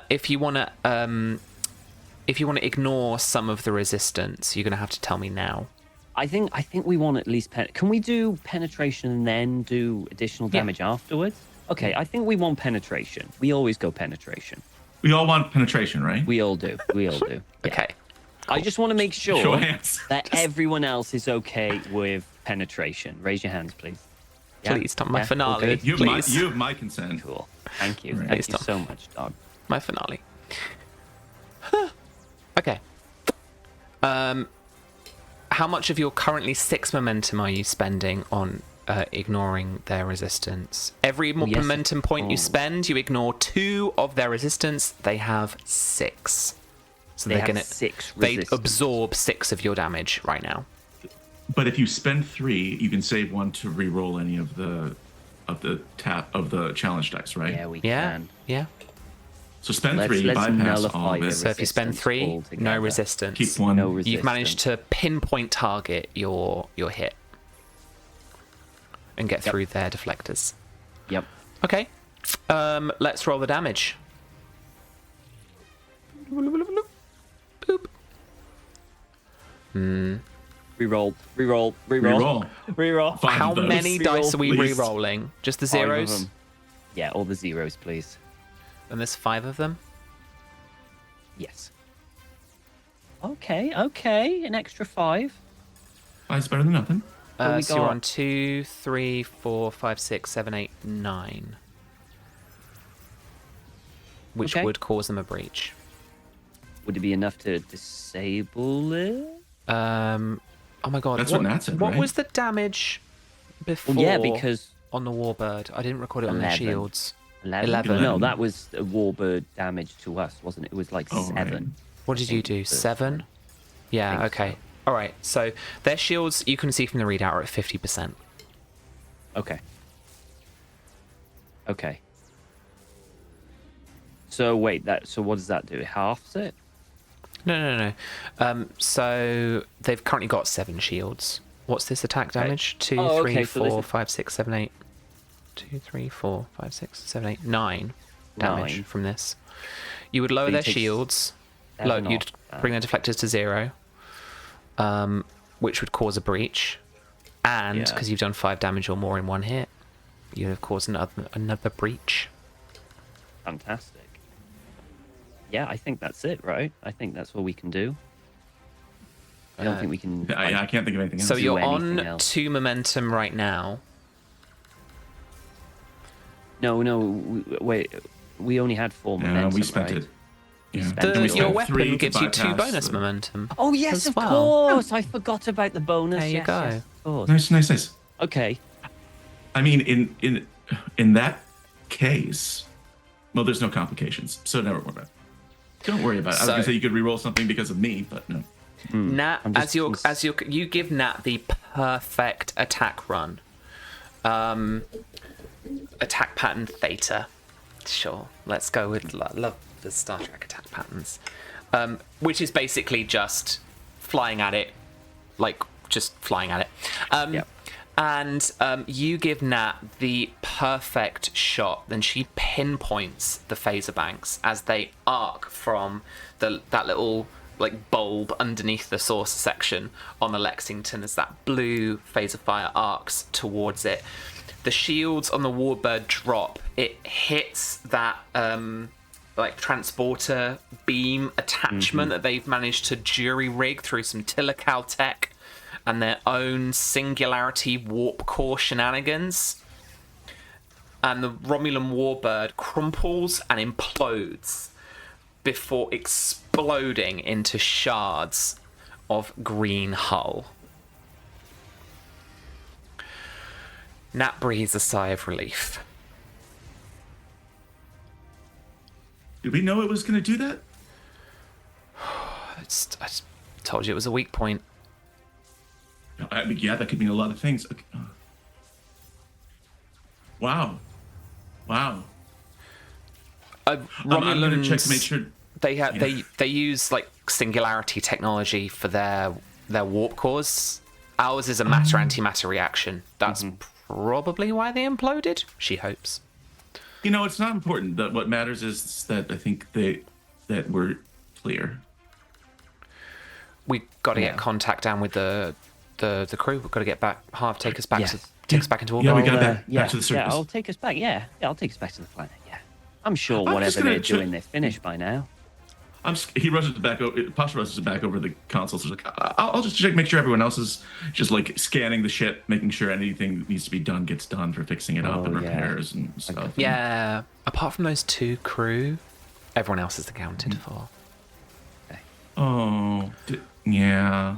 Make up names for them, please, so I can feel sad. Who was that woman that you spoke to with the thing? She was a the named, Vulcan she was a named woman? Was NPC. Romulan. She was. Oh, the I one have it that in my wanted notes. to leave. Yeah. Yeah, she was. Yeah, Oh, I Why don't did it remember. have to be her, Sam? Why did it have to be her? She was only Because named in NPC. Star Trek, Why choose her specifically? for It was her and emotional there was 2 terrorism? NPCs. There's her and then there was the guy that was opposing her. The Vulcan to tell her to guy stay. who stayed. Yeah, I bet that guy's fine. Oh yeah, he's back on the planet, isn't he? Yeah. He's not quite even on lucky. your ship. Yeah, he didn't. Yeah. Oh, that's right. He yeah. didn't leave with you. Must be nice. He stayed on set too. Yeah. Yeah. You could visit him at some point, I'm sure, if This is you a wanted. this is a very Star Trek thing to introduce a character, and then you know, Oh, yeah. right, they're gonna die. Oh, that Right? person got a name. I they're like dying. this character, Yeah, yeah. so they're gonna die, Or they're gonna double cross you. And, or yeah. something like that. Yeah. All right. So let me turn the space battle music off. You head back to the in orbit of the planet. Manage to get back onto the CAS. Head back down. The pyramid now is higher than it was before and is rotating quicker than before. Inside, you feel no momentum, no like difference in the gravitational pull of you or anything like that. From outside, you can actually feel the gravitational pull of this thing. Like, it's almost like, you know, when a ship rocks and you see people kind of going sideways. It's like you're almost like falling in towards it, but you can manage to make your way to it, and that, you know, white light doorway is still open. Hey, do we knock? I think we just walk in. All right. Oh, hey, is Nat's on the ship, right? It's just me and Harvey down here. That's right. Yeah, just a quick glance at that place where we locked the Orions up. I'm just like, they didn't get out, did they? I mean, I don't see any Orions. No, Okay. there are no Orions anymore. Yeah. Just feeling nervous. All right. Oh, here we go into the big spinning thing. Okay. Go. The single alien corridor that does not go off in any other direction than straight ahead leads you to that central control room I described earlier. Like glyphs and strange ancient language mark the wall, and there is a central pentagonal like control panel table in the middle. Harvey Valret brings you up to speed for the sake of cracking on with the mission. And yeah, whatever the Iconians have done to interface with the Tilikala network, it's messed with their transporter technology. We've got seemingly we've got a shut off, or we've got a let everyone through button. I'm looking at you, Mass Effect. What color Got are that we Renegade going? Paragon Okay. choice. Yeah, What color are we the going? letting everyone in through is blue, I'm sure, and the shutting everyone off is red. But yeah, letting everyone through means galactic problems of yeah, you've got enormous a proportions. you guys have a choice to make. Do you let the Tilikala through, or do you keep them in their space? What was everyone's thought, Chief? What did you think? Burrell looks sick. She's like, the Starfleet thing to do is we save as many as possible, right? Yeah. But if we let the Tilikala through, are they then going to become a huge problem? I mean, well, I think we got to ask where they're coming through. will they and would return their how Adari to their many. bodies? Oh, so all of the tomb worlds, all of Yeah. the things, they all start to wake up. Tomb Worlds works. I guess it's a little dark. It's a little. Yeah, well, this is a pretty dark situation. It's a little 40k. What? We're about to get sued, Tom. for Yeah, sake. yeah. You were the one who brought up Mass Effect, Samantha. Hey, we're a licensee. We're allowed to talk about Mass Effect. Oh yes, you are. Oh, yeah, that's yeah, true. Yeah, Okay. yeah. Can we put it in Fallout terms? She's a licensee. It's a lot of vaults. A lot It's of a lot of vaults. It's a lot of vaults. A lot of Gary So vaults. many vaults. Yeah. Uh-huh. Harry.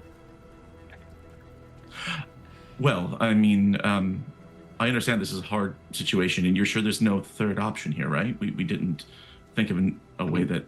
Do they have Everybody to come wins. out now? Can we not, like, Could we go back? delay it and make it someone else's problem? Well, no, I mean, we they're could. degrading, right? So the longer we wait, the worse they'll get, unless we fix the I was transporter thinking more that problem. maybe like we could get Starfleet and the resources of Starfleet behind us, so that when they do come through, that we'd be somewhat more prepared for it. They might be pissed at us at that Oh, point. We Uh, can't, Pav, we can't. There's no saying where this pyramid is going to go. Oh, What It's does the Prime now Directive or say about never. these things? In this energy reading, it's getting stronger. If I'm really worried, we're just gonna be plucked into some other time and space. We Oh, need to be God. quick. And I hope our next leap I is the mean- leap home. We don't have the license to sliders. Oh, sorry. I was quantum leap, but okay, that works. That works. Pasha says, okay, well, I don't want to be on here. I've done enough traveling recently, and I'd really like to put some roots down somewhere. But the answer is clear. I mean, we have to keep them locked up. Needs the many, needs the few. That's my whole job. That's what mediators do. Like, we had to decide who could stay and who had to go. We had to make the hard decisions, because if everyone did, everyone would feel the weight of that. So we have to be the ones to choose. So I say we shut it down and let them stay in there.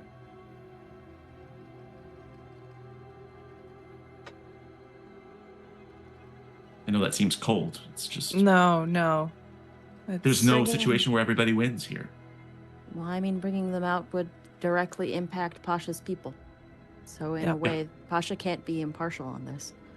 That's true. And in fact, I probably should have mentioned that bias, but I didn't really think about it, I guess. I just haven't been home, and it feels like forever. But I kind of work on an advanced sort of high-speed schedule, so... Could really go for more Melf. Oh, dude, me too. What do you think, Huff?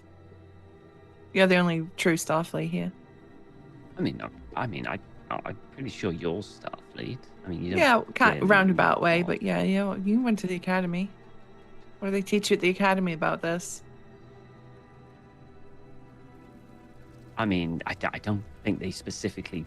I don't remember the lesson, this specific scenario, but we normally will try and save as many people as possible. I mean, waking them up at least gives a little hope that we can save them. I mean, there's no chance. I mean, we may not get another chance to save this entire species again. True. I mean, But the sure, question it might be hard if we let them out, but, well, why should that stop us doing the right thing just because it's hard? I mean, alternatively, though, they also could be a very hostile species that starts invading every planet they kind of come on. Like I Kind of mentioned saw earlier, evidence of that. Ash Tamali immediately tried to, take over that planet. That's true, but I would not condemn an entire species just from one person who's been locked away for a very long time. And again, I know this seems insensitive, but incarceration exists for a reason. It also shifts the entire balance of power of this quadrant. Yeah. Billions of people just appearing out of nowhere. I think we need to keep them partitioned off until we can find a better solution. It's sad. And it's not but like we're condemning them to death. They still have a life in their dairy space. They still exist. Well, I mean, we're not obliterating them. I mean, they are slowly dying. There are people in there that are dying. We're all dying. I mean, it's true. It's true. I think that we can't risk this section of space, of this galaxy, on a what if. Shut it down. I think we shut it down. Shut it down. Shut it down. Are we just saying it? Over. I mean, Over I'm just and over? saying it. You want to. Umbrella's like, she Oh does my that God. very like commander thing. She like takes Harvey's arm. She like looks at him. Like very Janeway move. What do you think?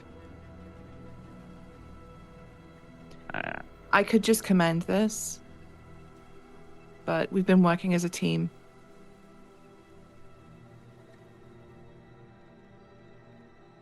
My gut says to let them out. But I'll do it if you order. Takes a sigh, rubs her ridges a little bit. Shut it down. Pull the lever. Okay. And, Harvey. I purposely sabotage it so it opens. You can I if you swear want. to God. You can if you want. No. Okay. We need the final breakthrough of your extended task. So this is going to use transporter tech as its focus. I don't have any transport tech, so maybe the other engineer should. take the Barrett lead. does, but he's Yeah. going to assist you. Oh, fantastic! You guys okay. are the player character. Well, I have no focus on that, Okay. unless it's Tilikala technology. It is Tilikal. What? No, this is not Tilikal technology. It's not. This is It's Iconian not technology. Tilikal. No, yeah, I don't have a focus on that, so nope, no focus. Okay. Oh my god, cat. Ow. Okay. What am I rolling? You're rolling engineering. Mm-hmm. And what? How are you approaching it? What attribute would you like to roll?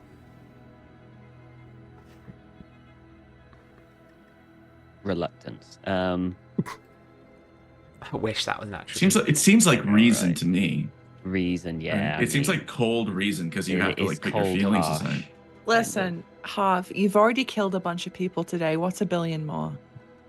I haven't True. killed anyone. You're already responsible for the death. No, those people in the spaceship. I mean, the Romulans. Yeah, they're all dead That's because of you. slightly different. That's self-defense. But is this self-defense? We can talk No. about this for hours. Like thinking a post-credit scene, Pasha does talk about it for hours. Yeah, Oh, yeah. probably. Oh, yeah. Okay, so I'll do reason and engineering. Have we got a target? Oh, we need 5. We need a breakthrough, don't we? Mm-hmm. So your difficulty is difficulty 3. Oh man, what threat am I on now? I've got 13 in the overlay and I've got 8 in the game. You gave me a bunch of threat, right? To yeah, I roll gave you things? something like yeah. 5 threat, didn't Yeah, I? yeah, So yeah. you should be at least. That makes sense. That like, makes sense. Yeah. Okay.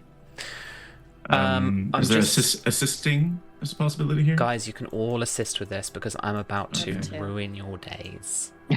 Of course she is. Yeah. Okay, I am going to dump my threat into this because it's a finale and I've basically got nothing left.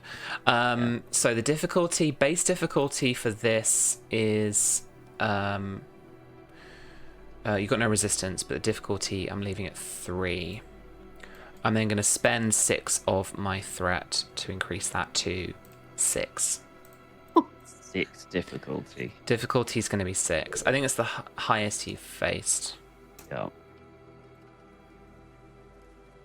Well, I don't think I want any more dice. I think I'm happy with 2. I swear to God, Tom, I'll kill you. I'm gonna be assisting with commands, so you could Definitely theoretically get at re-roll least something. Yeah. Oh no, I can't. Didn't one of you have? That was Jenny. It was, wasn't it? Didn't one of you have? They could give back determination, or do you have to do it straight then? Wasn't it you, It's me. Susie? I can give you your determination back. It- If I spend my determination, or I can't remember. You've got a specific talent, I think. I think it's like command talent or something. You're never gonna believe this, but I didn't write it down. What it does. What are your talents? Where is my talents? What's the one you're looking at? It's the command one where I'm the boss one, and I can like give him his determination back. And You I can't can remember s- what it was. I think it's basically you can spend 3 momentum to give his determination back. Oh, okay. Oh, was it that? Yeah. Oh, okay. We don't have 3 momentum. No, we don't. Yeah. But someone can spend the determination to get that momentum, right?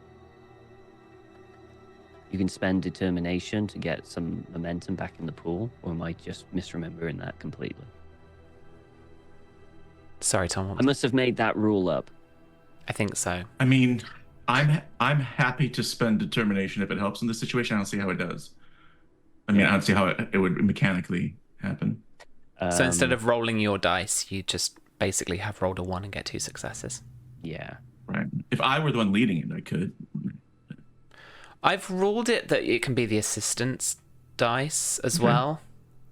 I'm not sure if that's right, but that's how I've ruled it in the past. I mean, I would burn efficiency before friendship as a value. Oh, and it fits nicely about the whole turn it off thing. Anyone else got any Yeah. determination? I mean,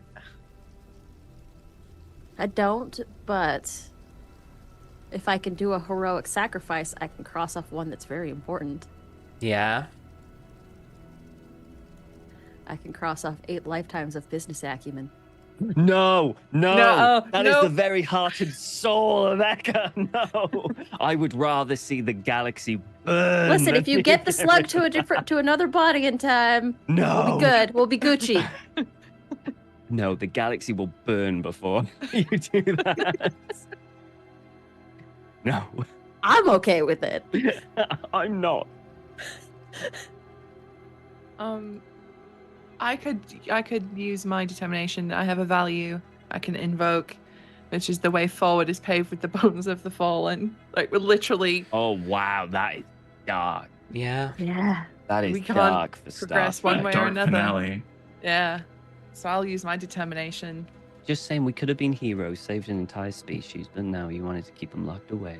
Tom, Okay. we can't afford to fight the Tilikal and the Dominion and the Klingons. We're all easy. So that's Just 4 And the successes. Varric Oh, I gives haven't you another success. That's 5 successes. Sorry, I haven't even rolled yet. No, sorry. but do you want to add any more dice to your roll? Yes, please, dear God, yes, at least one. Okay. You've got 2 momentum at the moment. Yeah, so I'll take one. 1 more dice. Okay. Maybe no. You know what? Let's. Oh Take two. God. Take 2. Yeah, I'll take 2. Okay. And I'm advising, so you can re-roll one of your d20s that you roll. Oh, look at that! Wonderful. All right, here we go. Rock and roll. Complication range the same, or are you changing that? The complication range hasn't changed. Okay, cool. Eka, Mm-hmm. are you crossing off that value? I rolled, Mm-hmm. and you'll see a nice 20 in the chat right Ah. now. So glowy and beautiful. Lovely. So- All right, so that's 4, Have 5, fun with that 6, complication. 7, 8, 9 successes in total. I haven't assisted yet. I've just gained that by spending my determination. I've gained a success, so I still get to roll my assist. Yes. No. So instead of rolling, that dice changes to a 1. And you've rolled a crit, right? So it gives you 3 momentum. Bidoomp.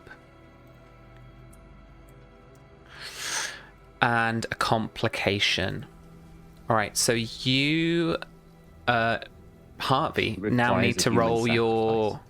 You need to roll your challenge dice now. It requires a human no. So what's your engineering? No, sorry. Engineering.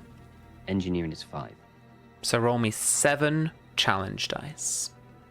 Is this just normal It's a combat trill dice? sacrifice. Normal Is that combat a dice. macro? Yeah, normal combat You dice said roll. 7, yeah? 7. 10. Ooh. 10 work gives you that final breakthrough that you need. Fills up your track and all of it's done. The Iconian technology locking the Aderi in place, reliant on the transporter systems, is out of phase with 60% of the sarcophagi. That's what you determine from the work that you have done on understanding what's wrong, what's happened with the Tilikal. So, because the transporter systems are out of phase, it seems that the Iconians have kind of done this to the Tilikal in terms of like the degradation of their Aderis, the degradation of their psyches. Information from across the Tilikal network continues to arrive into the Oracle, the place you are currently in waves, and it begins to overload some of the controls and the glyphs and the kind of panels that you could interact with inside the Oracle. It's a torrential flow of information, and it is unstable. Is that good?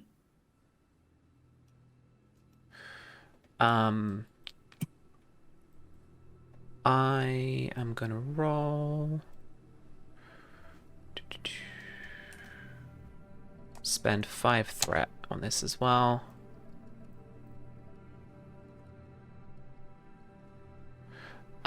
For stress, Eka. Just because you were out for it. Take 4 stress as you get frazzled by a panel as it, or a little glyph as it explodes in front of you. Frizzy hair. Yeah. They do the dramatic blow back to the side as the panel explodes. Stage fall. And Harvey, you are, with your work on the Iconian interface, this oracle that you're in with the Tilikal network, you're at the kill switch. You could use this Iconian technology to make all the Tilikal dormant again, close the connection. You could rob them of the connection that they have to their physical bodies. Permanently? Or you could let them through. Okay. Do I know if it's permanent? Or is it that information? It's just impossible to tell at this moment. You could spend a momentum, get a truthful Yes, I would like to answer. spend momentum if it's permanent. Shutting them off from their physical forms would be permanent. But that wouldn't necessarily stop them trying to rip holes in space-time to get back through. We could stop the washboard. You could stop the washboard effect.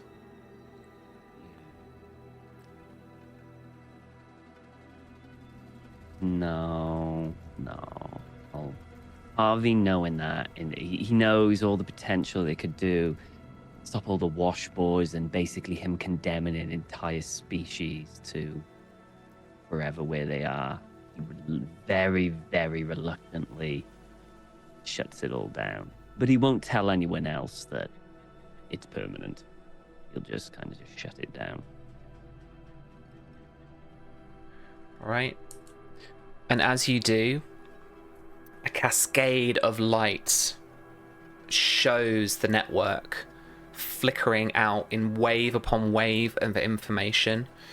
And you can see from it, almost as a readout, or kind of holographic, light-based readout, that these waves, this washboard effect, and all of the subspace tears and fissures that have been plaguing the expanse over the last couple of weeks, as the Aderi have been trying to push through, slowly close, almost zip up in places across the sector.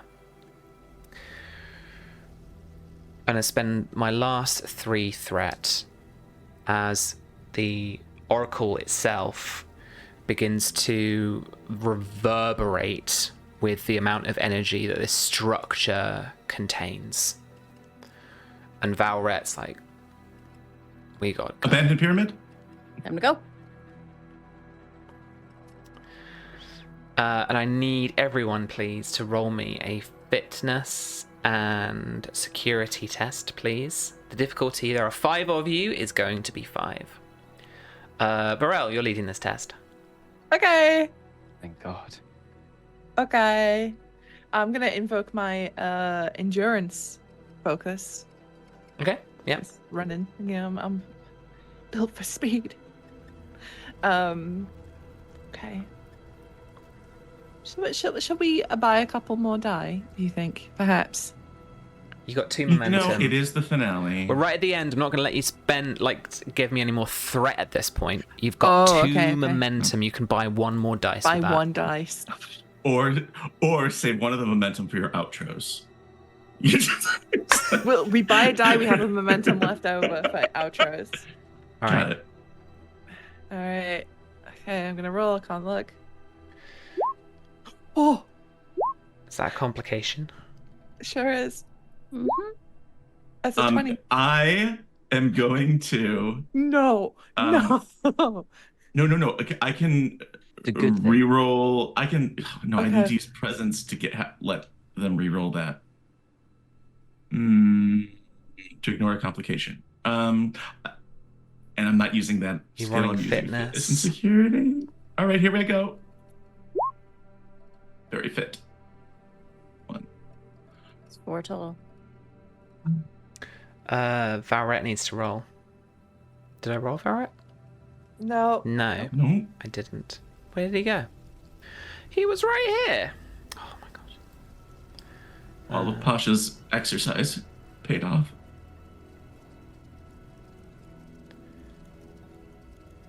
Valret. Rit, hello. You should be under my major NPCs. Where'd you go? Oh, maybe notable. No? Oh my god, that's so weird. 1 second, caller. Please stand by.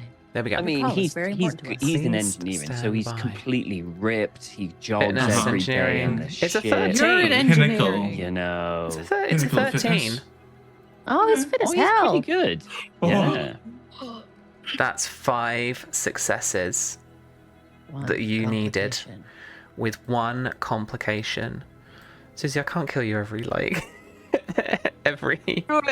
Eka, you've Do got the it. stress. Eka, okay, if you're begging for it, okay. Go for it. And I will roll 3 more challenge dice. Oof. 4 stress. If your stress track is 8, then you're out for the count. I am out for the count. Thank you very much. Dive That away was from exactly explosion? 8. So I filled up your stress track. You haven't filled up my stress track. I have 4 left. Okay. I'm not dead, but I'm getting there. I probably Yeah. took an injury. If that's the case, No, it's or is that only if I take it all at once? It's only 5 or more at once. That You was only take an 4. injury. I am at 8 total. Let me have a look at your character sheet. I want to make sure. Yeah. Your stress total. Yeah, so your total stress now is 8 because I It's rolled 8. 4 before, right? Mhm. How much can you take? I can take 4 more. There you go. Okay, so you're okay. Okay. Pasha just goes, like, transitions from dive away from explosion into medical mode. Yeah, Eka's arm Yeah. over Burrell's Mhm. shoulder. We're Mm-hmm. gonna get you out of here. All right. As you guys fall back down onto the rocky surface of the moon, the pyramid is now spinning at an alarming speed. And after Probably got some distance. a moment's flash, a bright light of just a second, and it's gone.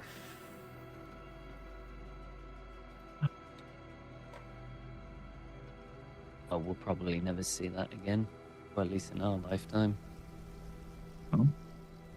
I mean, Maybe. maybe Eckers. Maybe Yeah? in the next one. You Try to order okay? medical stuff. I'm good. You dislocated your hip. What do you mean you're good? Look at this. Oh yeah, that happens when you're several hundred years old. I've heard. Yeah.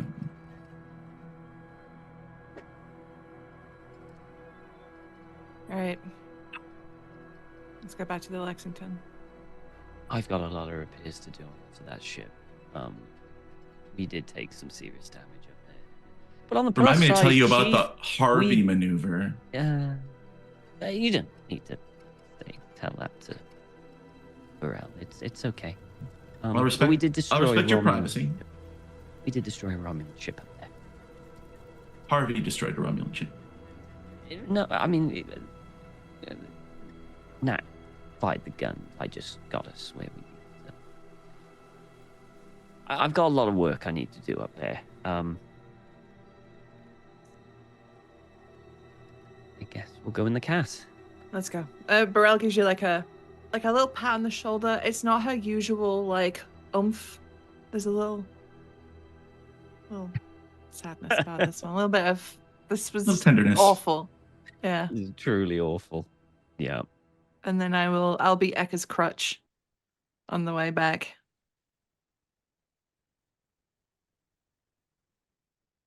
Gotta file. Pasha a sets report fire after to this. the modular building with the Orions inside. It's just efficiency, right? It would take too long. It Can't would have take them too follow us. long to, like, it's efficiency. Right. To go through the system, it doesn't make Ah, any it's sense. just, yeah. That's a better idea. Actually, I scoop her, Eka up and carry them. Gotta do it. Over the threshold. Oh, it's very No. bodyguard, yeah. Of the Don't shuttle. hurt the hip. Uppies. Uppy?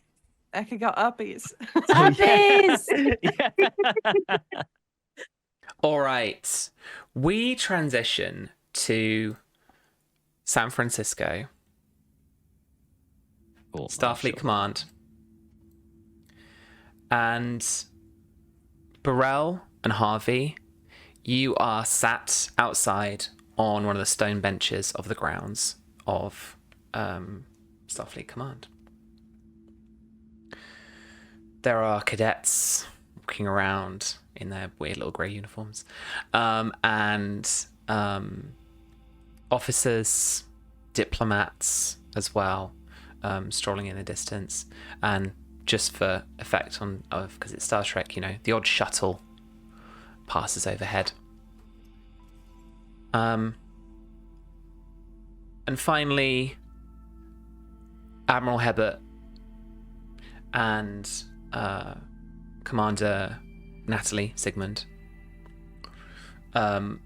walk back out towards the two of you. Natalie, the Admiral says,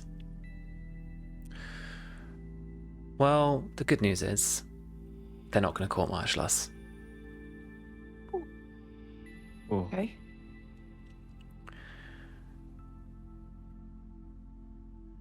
The bad news is I'm resigning my commission.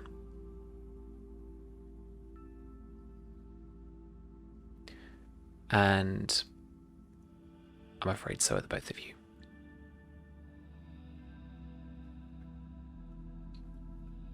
And Burrell, she her fist little ball up a little bit, but she nods. I mean, we did contravene direct orders from high up. But it's a bad luck, right, to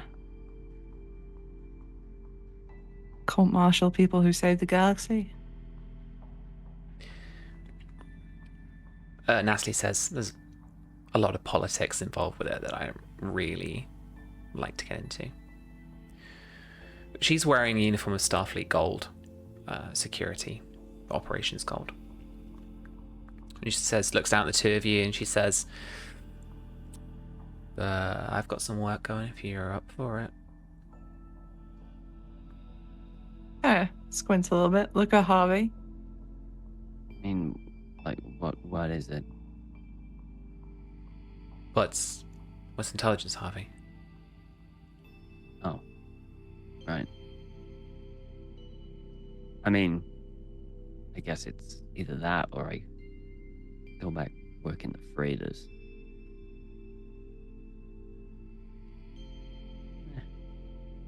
The freighters can wait, I guess.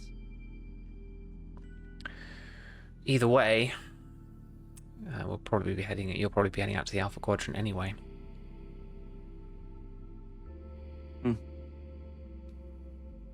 Didn't see my career heading this way. I'm honest. Just see it as a new opportunity. Probably means that I probably can't see Chella anymore, right? Look her up. I'll give you guys a couple weeks anyway. Thanks. She heads off.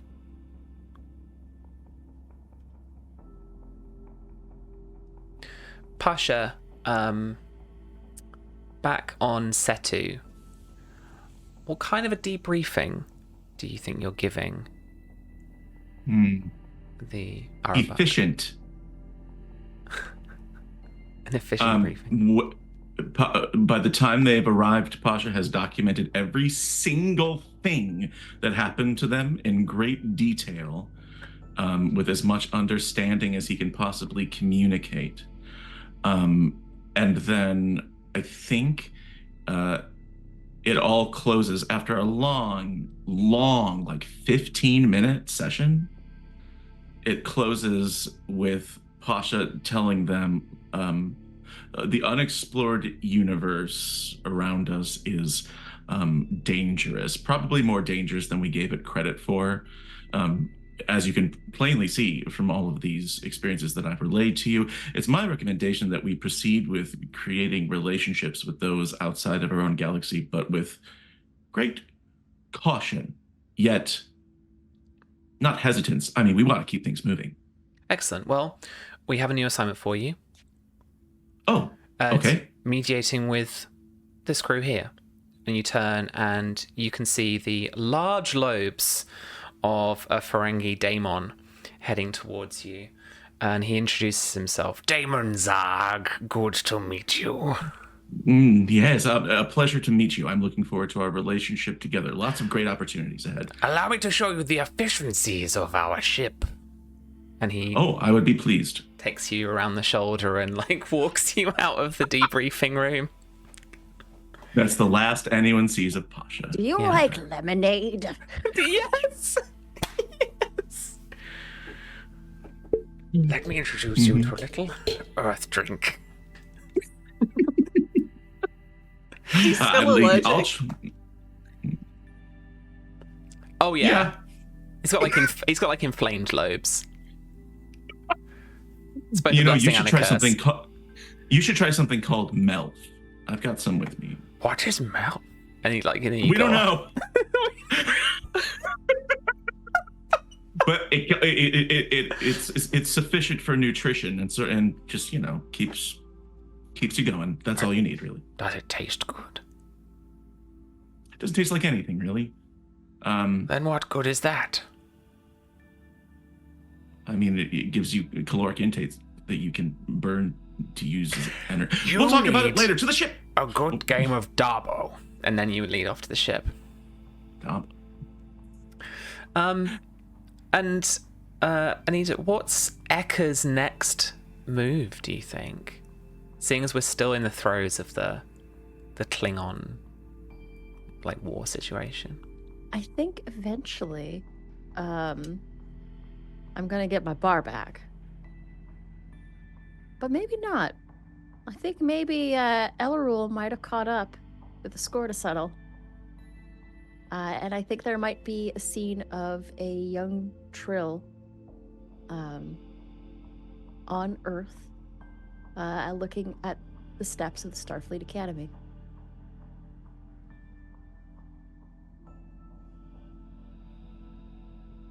I love that.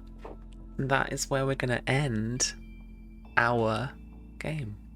With Kellen Eka. Callan Eka. Beautiful. Well, that, friends, was the Tilikala Saga of the Shackleton Expanse campaign. Thank you so much for playing. It has been a joy to play this through with you and like explore the Expanse and get back into Star Trek role-playing with you all as well. Thank you all for watching as well. And this wouldn't have been such a great show without these fine folks. So let's go around and let us know where we can find you. It's the most important one. So where we can find you and like what you're up to next. Not necessarily just like coming up like this week or next or whatever, but like if you've got any plans coming up for this year already that you can talk about and stuff like that. So yeah. Anita, with that lovely epilogue, take us out with yours. Where can we find you? Hello, everybody. I'm Anita. I'm a TTRPG streamer, graphic designer, producer, and cat mom about the space. You can find me everywhere at Panita or at Critical Misses. Currently, I'm running games on Start Playing and with Magpie as part of their CPP. So if you want me to GM for you and GM some Star Trek adventures, you can find me on Start Playing. Other than that, my plans for the foreseeable future is more graphic design and layout work. And I want to get my grubby little mitts on some second edition so that I can start maybe making a new Star Trek adventure campaign for Critical Misses coming in the future. I Yeah, would all from me. always guest as a Ferengi merchant if you'll have I me. would adore it so much. The entire cast of this show as Ferengi. Oops, all Ferengis. Oops, all Ferengi. Oops, all Ferengi. Love that. Oh yeah. Please. I love that so much. Oh my god, that would be amazing. Amazing. Okay. It's Tom. Where can we find Hello. you? Thank you for having me. I love Star Trek, and this is the first time I've ever played this Star Trek Adventures, and I love it. I think it was so much fun. I absolutely adore it. I love Harvey, the little guy. Poor guy, career ruined for something he didn't even want to do. He's just a little Just falls guy. into Just a little guy it. exploring space. He didn't Little ask guy for he this. just wanted to explore space. And I really do like Harvey. I do love Harvey. I do. Surprised no one actually called him by his first name. I'm kind of glad about that. But yeah, it was a lot of fun. And I will miss him. I will miss him very much. But he's in Starfleet Intelligence now, so God help Starfleet Intelligence. Myself, you can find me Hotflakes Tom on Twitter or X or whatever you want to blooming call it. All the social medias. I'm probably Hotflakes Tom somewhere around. Thursdays, I'm on Follow Black Cats with our D&D Dragon Heist campaign. Not this Thursday, but I'm sure we'll be back next Thursday. And in possibly I believe it's 2 weeks' time on Tuesdays around this time slot, I'll be on Jay Britton's channel. I'll be DM a Dark Ages Call of Cthulhu creation of my own called Pendragon's Legacy. I try to be super duper serious. Everyone else thinks it's a comedy. It's a nice blend of just weirdness and strange. It's hopefully will be a lot of fun. And I stream occasionally as well now. So occasionally I'm streaming on my channel in Twitch, Hotflakes Tom. So there I am. Thank you so much. I cannot wait for that game. Doc, where can we find you? Samantha. Hey, I'm Doc. I played Pasha of Irboka, the Akaru from the planet Setu. And he hopes that you remember him. This was just great. I was both excited and honored to be added to the cast, and of course just had the best time. And so it was fantastic. Tom, the moment that broke me at the end of today's episode was when Natalie had to say, "It's intelligence, Harvey," and you said, "Oh." Clearly a prime candidate for espionage. Yeah, so on Thursdays over on Follow Black Cats, that's Samantha's over on Lost Caravan RPG, I am running our third season of Impossible Landscapes, which is a Delta Green surreal horror campaign that picks up again this Thursday night, and it's a lot of scary fun with great cast. It's terrific. I'm also running games on Start Playing, just like Anita, and tomorrow I'm running a Delta Green Learn to Play, where just people are playing it for the first time, and I'm guiding them through it. It's gonna be a lot of fun. And then in 2 weeks, I'm going to be over on Jay Britton's channel in a Call of Cthulhu game, GM'd by Tom. And I cannot explain how excited I am to be in that game, and just the absolute nonsense that lies ahead. Yeah, like I said, I can't wait. And before we can move on to you, Susie, I want to say as well a big shout out to the GM Tim, who was a big part of the campaign before you joined, Doc, and he just played an amazing character. We had a lot of fun with Ambassador Oshron, and we wish Tim all the best in his GMing future, and D&D future, and we can't wait to catch up with him soon as well. Susie, where can we find you? I was actually going to say the real last scene is we see the plucky young cadet, but then it cuts to Burrell and Harvey having to hold Oshron back as he's trying to go in and lay into.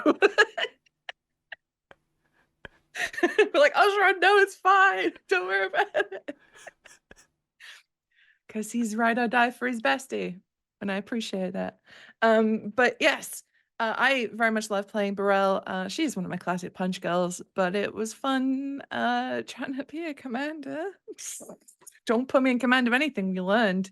Okay. I'll just doom a billion people to whatever that was.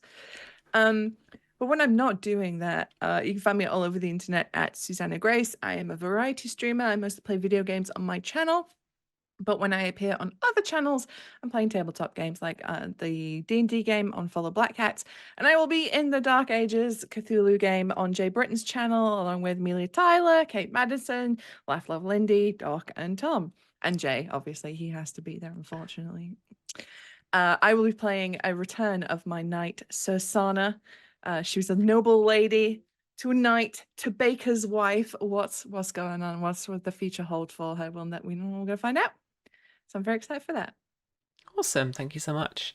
And as for me, you can find me around the internet at RPG Webby, but you can find us around the internet at Modiphius, where if you sign up to our various socials as well as our newsletter on modiphius.net, then you can get the latest news about all our new announcements, releases, upcoming games. We have got an exciting slew of things for you this year, including a second edition of Star Trek Adventures. We've got a Discworld RPG coming out. We just announced a Mass Effect board game, and there is still more to talk about. I can't say that right now, but you'll hear about it if you sign up to those socials. This has been the Shackleton Expanse campaign. You can grab it right now. We have copies in stock. Where you can, like I said at the top of the episode, there's a whole lot we didn't get into. There are more species, there's more missions, all sorts of stuff that you can go up to. If you head over to modiphius.net or modiphius.us for your North American friendly shipping, then you can find your copies there. And of course, in local friendly gaming stores and online outlets everywhere. That is it from us, gang. We are premiering a new show, though, tomorrow, where we will be running a Dune tabletop live play for a few weeks. Don't know if you heard about just a little sequel that came out in the cinemas recently. So we're premiering that tomorrow. That'll be run for a few weeks. April is still running her Fallout game on the Mondays on this channel as well. So if you're not already, make sure you have followed the channel. And like I said, follow us on those socials to get all those alerts and little notifications and stuff about when we're going live, what we're playing and what we're releasing, more importantly. I hope that April has got a little raid tune up for us. But for the last time, I'll tell you all in chat to live long and prosper, peace and long life. And I'm sure at some point we will see you soon. All right. Take care, everyone.